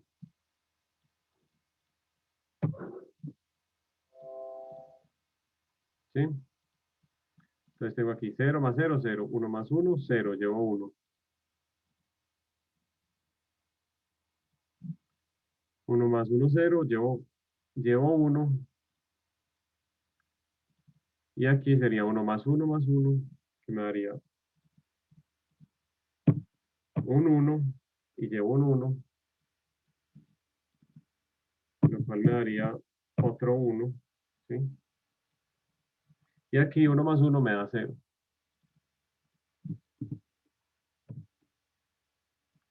Y ese sería el resultado de esa resta.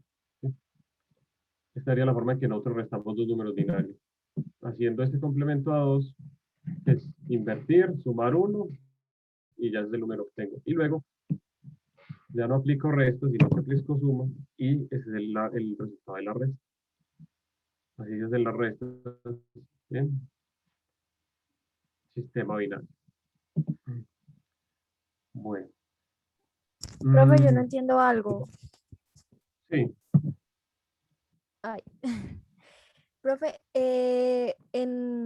cuando ibas a hacer la resta, había un espacio, entonces usted le puso el 0. ¿Siempre tiene que ser 0? Cuando Sí. haya un espacio, siempre es un 0. Y en el Sí, momento que hiciste la usar. suma, pues... ¿Qué?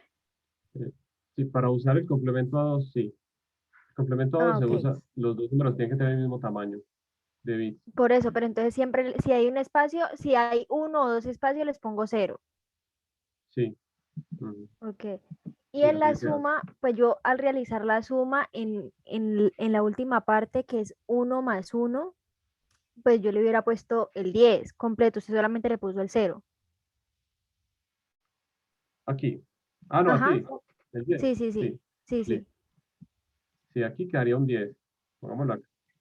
Resulta que esto solo se define, como les dije, hasta aquí. Entonces, ¿qué sucede?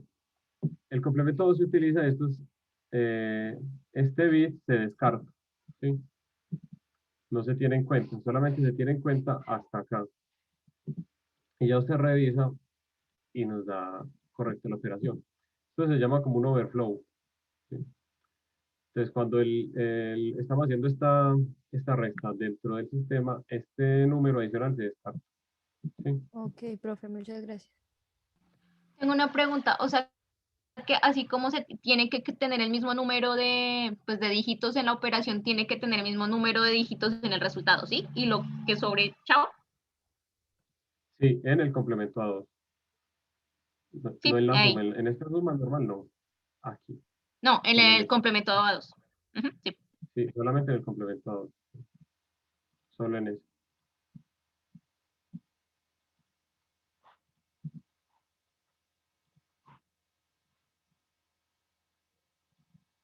Listo. Queda entonces claro esta parte. Por ejemplo, cuando empecemos, yo creo que en la próxima clase podemos hacer un ejemplito con binario. Lo hacemos en Python y miramos cómo nos funciona esto, ¿sí? Porque lo pongamos a funcionar ahí. Cuando ya empecemos pues, a tirar algunas partes de código. Ahí es también más fácil, ¿sí? Sino que está de parte de los fundamentos pues, que tienen que ver al principio. Yo sé que eso a veces es un Profe, poquito aburrido, y pero todo, para la resta, ¿por ¿sí? qué es más fácil usar el Pues a mí me parece complemento aburrido, a pero bueno. 2? Señora. Para la resta, porque es más fácil usar el complemento a 2. Porque yo la hice así, pues restando normal y no sé, se me hizo mucho más fácil que usando el complemento. Igual no sé pues si la hice bien, pero... Y lo que pasa es que cuando usamos la resta normal, uno lleva aquí, el número que se lleva es como una restica, como un -1. Y eso Sí. confunde mucho a la gente siempre cuando se lleva, porque claro, como aquí quedaría llevando 0 menos 1, esta parte del final, es la sería Ajá, confusa. sí. Aquí es muy fácil, porque obviamente pues ya le daría un 1, ¿cierto? Pero no. Entonces, hay veces, digamos, si está por aquí en la mitad, eso ya se vuelve muy enredado para la mayoría de las personas. Hasta para mí, Ah, pues ya, yo ya. yo también que a veces me enredo con eso. Es un poquito, esa álgebra a veces es un poquito maluquita. Pero con el complemento 2 es mucho más sencillo, pues, y vea que sale mucho más rápido. De hecho, Vale. les cuento una cosa, pues en la mayoría de los procesadores y de los microcontroladores no se usan los números negativos, sino que se usa esto. Porque no hay forma, pues, como de representar esos números ahí en un chip, sino que se tienen que representar con el complemento 2, como una suma. Y además implicaría crear circuitos nuevos, hacer una red. Entonces a veces se usa el mismo sumador, solo que se hace este proceso. ¿Cierto? Porque yo solo sumo y cambio. Cambio, si quisiera restar, tendría que tener un circuito que me haga la resta. Circuito combinacional. ¿Sí?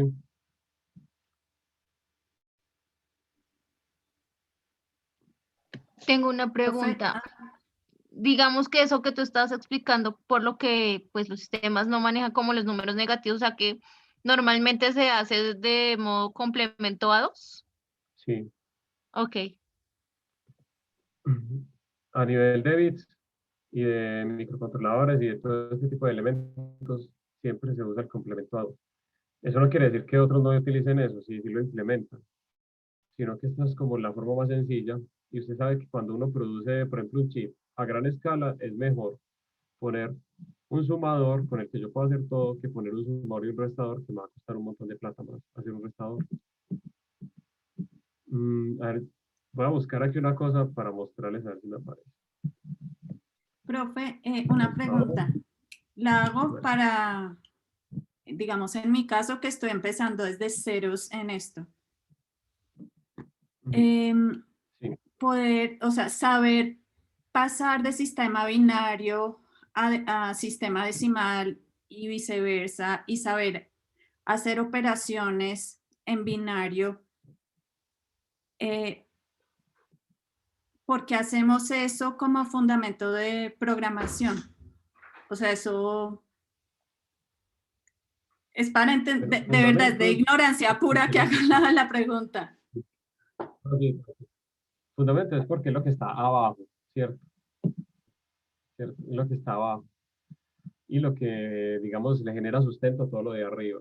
Entonces, es muy importante conocer la estructura que hay debajo, que son bits, que son operaciones binarias, y esa estructura es la que soporta todo de ahí para arriba, ¿cierto? Incluso si usted fuera una programadora, digamos, que estuviera haciendo un programa en binario, usted no necesitara números muy grandes, si fuera capaz, sería capaz de hacer eso solo en binario, ¿cierto? Es una cosa interesante. Y también que se puede usar para cosas muy útiles. Por ejemplo, lo que les decía yo con los microcontroladores, como el Arduino, Atmega, microchip, los que sean. Uno sí necesita mucho, ahí sí se necesita mucho usar cadenas de bits, siempre. Porque esas cadenas de bits representan, por ejemplo, un sensor, si hay algo, si hay digamos, una nevera encendida o apagada, puede ser un bit, ¿cierto? Si hay, por ejemplo, un motor activado o desactivado, también puede ser un bit. Eso se usa muchísimo para ese tipo de programación, que es lo que llaman ahorita el Internet de las cosas. Bueno, les quería mostrar este pedazo. ¿Por qué es importante el complemento a 2? Porque miren, este es un circuito de un restador, ¿sí? Vean que tiene un montón de compuertas. Todas estas compuertas tienen que ser impresas en un chip, ¿sí? Y este es un sumador, ¿sí? Sumador, esto es medio sumador, creo, y esto es un sumador completo con acarreo. Son cosas, pues, ya otros conceptos. Pero bueno, entonces, si yo quiero hacer un sumador y un restador, tengo que imprimir dos circuitos diferentes. Este y este. Eso vale plata a la hora de imprimir un circuito combinacional. El chiquito para sumar y restar, ¿cierto? La ALU que vimos hace rato. Si yo hago esto, pues si tengo un sumador y un restador, pero entonces que me sale más caro. En cambio, si tengo un sumador y lo puedo usar varias veces para restar y sumar, entonces mejor uso el sumador y ya, ¿cierto? Por eso es que se usa el complemento a 2. Ahí está pues como explicado gráficamente. No sé si antes quedó mejor o no. Pero esto nos explica por qué usamos el complemento 2, porque nos tocaría hacer más circuitos y más cosas. Yo tengo una pregunta, como dijo la niña, así desde la ignorancia, así por modo cero. Digamos que lo que tú dices cuando dices imprimir circuitos es cuando, por ejemplo, no sé, los tableritos esos donde aparece como todo el tema que está diseñado en los microchips y esas cosas que son como una serie de circuitos, ¿es a lo que te refieres? Sí, a eso. Ah, ok, entonces sí, ya Se entendí. llama impresión de circuito. Sí, es más fácil Se llama impresión de imprimir circuito. lo que está igual a montar otras cosas que son diferentes y eso genera más gastos y demás. Claro. ¿Sí? ¿Algo así? Ah, ok, ya, Sí. claro. Por eso se usa el complemento a 2. Bueno, entonces, para terminar la clase, pues hay una actividad pequeñita. Me perdió. Bueno, primero es que de aquí a mañana, si pueden, descargarse el Anaconda, que ahí está pues en los tutoriales, es muy fácil. Eso viene de una vez con Spider, con Python, todo viene ahí, ¿cierto? O sea, los que no, de pronto, a los que de pronto les ponga muy lento el computador, pueden entrar a esta página, se llama Replit, abrir la cuenta y con esto también pueden trabajar. ¿Sí? Para que la próxima clase estemos trabajando con eso. Que ya la próxima clase vamos a empezar a meter todas estas cositas en Python. ¿Sí? Y dar una introducción también a Python. Profe, yo tengo una Hola. duda. ¿No se puede utilizar de pronto, o hay mucha diferencia en utilizar Visual Studio Code, o en su caso que sean, digámoslo así, compiladores como Google Colab? También, por ejemplo, o el Jupyter, si quieren, o PyCharm. Sí. Eso finalmente, cada uno termina acomodándose al que más le gusta, ¿sí? Y resolviendo los problemas ahí, ¿sí? Porque usted sabe que cada vez que uno usa uno nuevo, pues también tiene sus vainas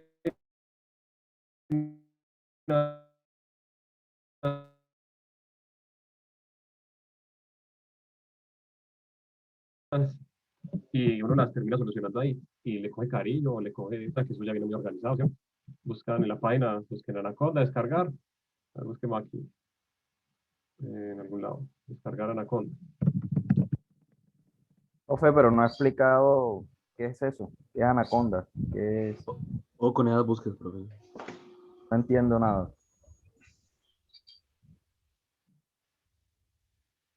¿Qué me dices? ¿Qué es Anaconda? ¿Qué es Anaconda? ¿Dónde lo puedo encontrar en la plataforma? ¿En qué Porque yo revisé la Bueno, semana mire, 1 y no dice nada de eso. Por ejemplo, pueden buscar aquí donde dicen descargar Anaconda, ¿sí? Pero les estoy mostrando aquí. Descargar Anaconda, búsquenlo en Google y les aparece pues aquí la página de Anaconda, ¿sí? Y ya le hunden aquí edición individual, le dan clic y él los va a llevar pues, como No a la requiere un página computador como muy bueno. y le hunden Eso- descargar. Profe, Profe, ¿y para Yo- qué sirve? Normalmente no, este es un ambiente virtual. Hola. yo en mi caso solo instalé Python y voy a utilizar, digamos, un blog de nota o Visual Studio Code o Notepad++ o cualquier cosa de eso. También es válido porque solo como estamos en fundamentos, para no trabajar Sí, con desde IDEs. Busque Sí, Colab. esa Visual es Code. una buena pregunta, profe, porque realmente en la plataforma Eso. la IDE que sugieren usar es la PyCharm. Pero por lo menos yo personalmente también soy más postor de Visual Studio, digámoslo así, para los procesos de aprendizaje. Es un poco más accesible, más cómodo. Sus librerías son más fáciles de cargar que lo que es PyCharm. Pero pues ahí sí, pues la instrucción, no sé si ponemos de acuerdo. Estamos volviendo costumbre también. Ujú. ¿En qué vamos a...? También estamos volviendo costumbre. Yo voy a, en los ejemplos que den, podemos usar Spider o PyCharm y usar otros, ¿cierto? Tratar de hacerlo en Jupyter y en PyCharm, por ejemplo. O en Colab para Spider. los que no tengan computador bueno, no. Ah, bueno, sí, sino que ya desde Jupyter yo creo que ya les queda muy fácil entender cómo lo hacen desde Colab. Pues, para los que todavía están por ahí dando vueltas, tranquilos que la próxima clase todo va a cargar, no hay problema. con lo de Profe, los una programas y cosa, eso. profesor, en la plataforma Moodle hay 9 carpetas, 8 numeradas y una que está vacía. Yo exploré por ahí algunas y hay cosas que no se pueden descargar. ¿Nosotros estamos trabajando la carpeta 1 o cuál? Yo también tengo dudas en la plataforma. Si quiere que le diga, porque nosotros también estamos entrando a la plataforma y hay cosas que también a mí no me han funcionado. Que no entiendo. Yo, por ejemplo, quería subir unos archivos ahora y no me dejó. Tengo dudas, ya toca preguntarle a nosotros al soporte de la universidad a ver qué es lo que pasa pues ahí y todo eso. Profe, yo quería hacerle una pregunta. Bueno, yo he leído ya gran parte, digamos, de la semana 1, por no decir la que ya la terminé. Y yo quisiera saber si en la semana hay 2 retos o solo hay uno. Pues lo digo pues porque lo he visto como en los materiales de apoyo, más que todo. Yo voy a revisar bien, sí. Y yo les aclaro eso bien en la próxima clase. En Lo la que pasa es que igual que semana ustedes, 1 nosotros no hay también estamos... reto, hay solamente 2 pruebas. Eso se puede ver cuando en la parte derecha tú despliegas las carpetas de la semana. Ahí te aparece semana 1 a 8, en la derecha, en el bar de la derecha. Si tú le das en semana 1 te dice introducción a la algoritmia, Python y operaciones. Luego te dice actividad formativa semana 1, evaluación del curso semana 1. Entonces él te va mostrando que se desarrolla semana 2, por ejemplo, condicionales y ciclos y evaluación del curso semana 2.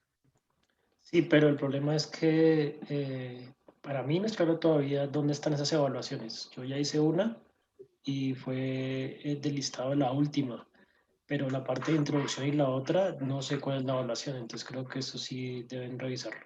Por ejemplo, yo en los materiales de apoyo he visto 2 actividades, digamos en la semana 1. Yo que tengo tienen registro unos porcentajes ahí. de 6 personas que realizaron como los quizzes que hay ahí. Y ya hice Desde unos ayer. quiz, sí.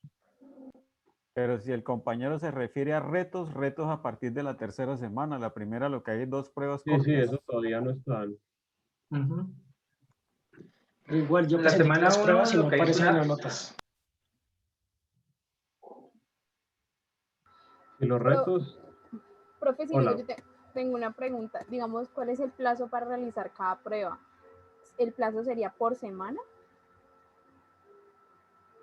¿Para realizar ideal, cada prueba? pues, a nosotros nos han dado ¿O es por cada clase? plazos O sea, para clase eso. vista y se realizaría la prueba.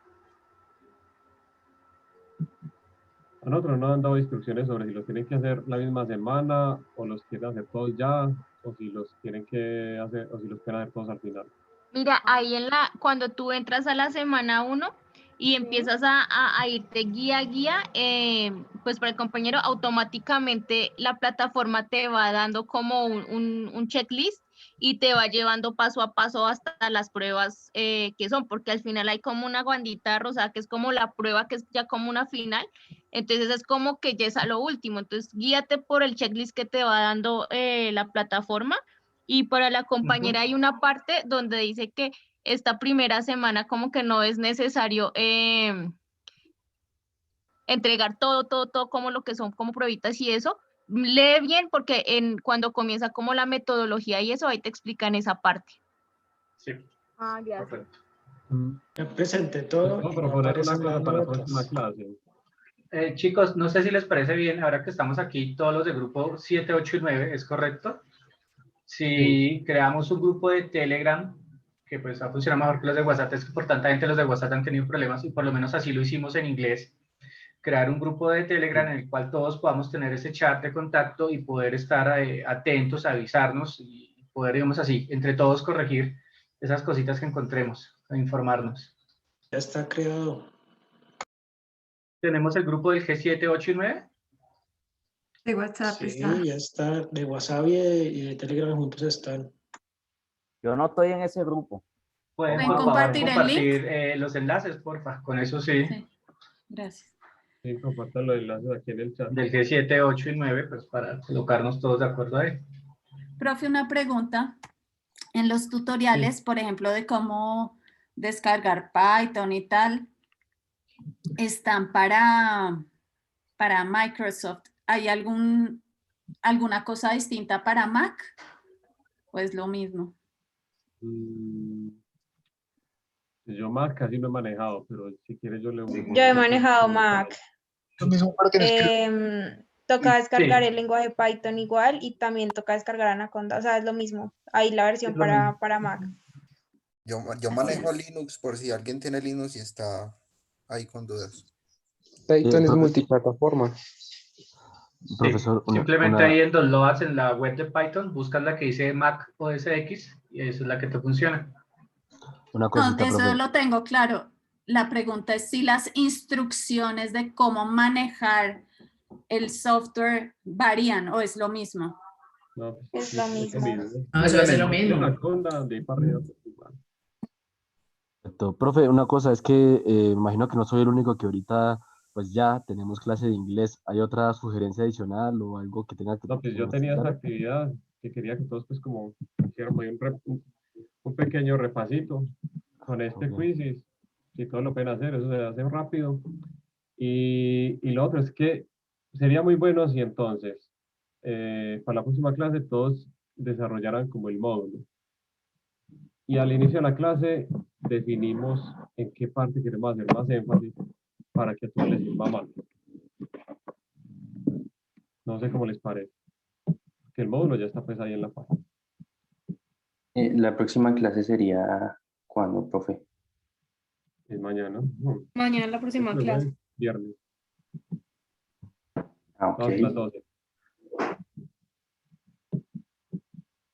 Sí, la idea es que todos estemos hablando el mismo idioma, que para que vayamos no si vamos por la semana 1, vamos por la semana 1 y que el profesor pues nos vaya guiando, pues obviamente, profe, que usted resuelva las dudas que tenga también con respecto a la plataforma y usted nos dé la guía hasta dónde debemos ir con base a lo que usted tiene programado.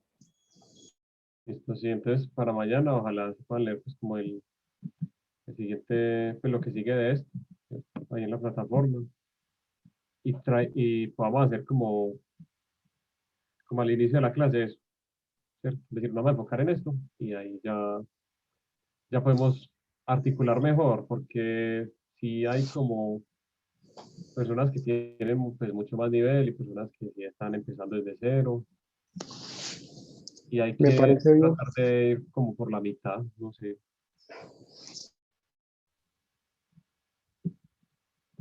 Y yo creo que sería bueno como nivelarnos, porque entonces nos vamos a atrasar mucho y no vamos a llegar a como un consenso o un mismo ritmo. Yo tengo una consulta con respecto al lenguaje de programación que eligieron, que es Python. Querría saber el por qué lo eligieron, o sea, por qué Python, por qué no Java o por qué no... ¿Por qué se inicia con Python? ¿Cómo? Disculpe, no lo escucho. Básicamente porque es el más fácil, el más amigable, el más fácil de usar.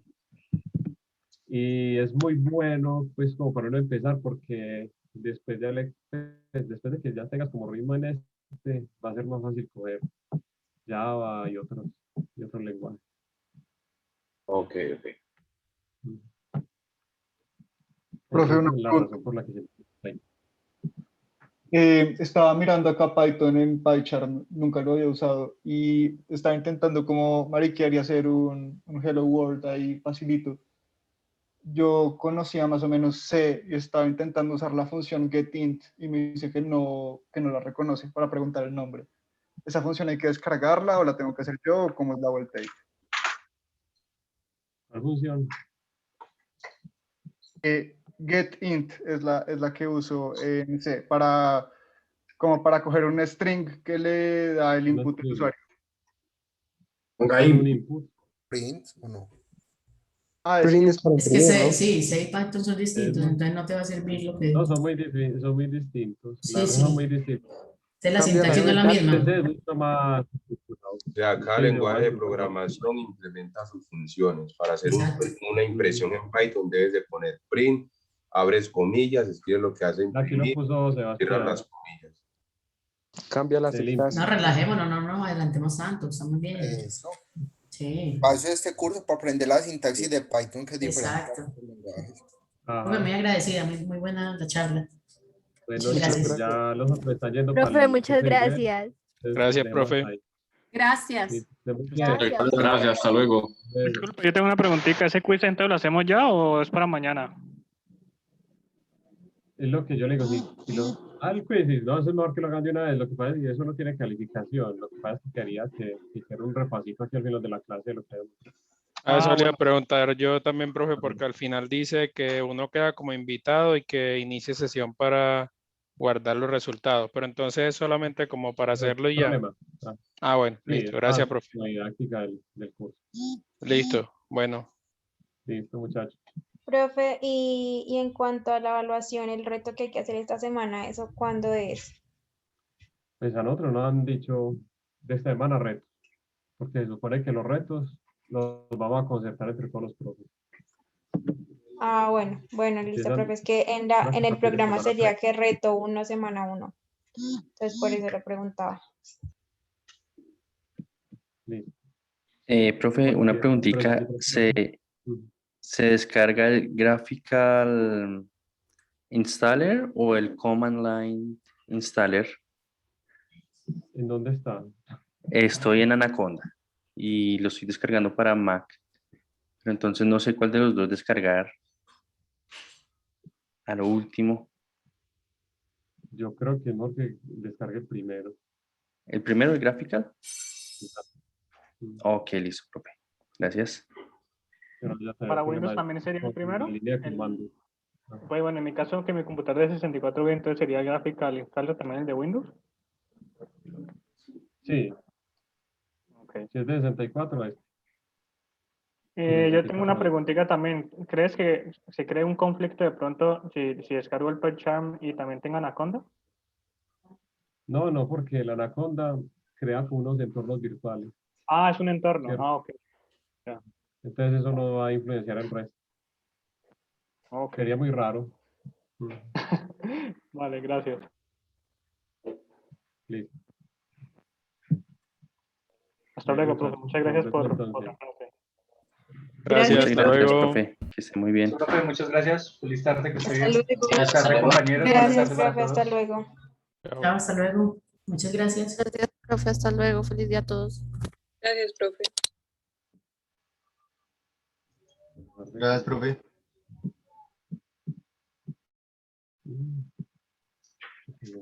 Profe, una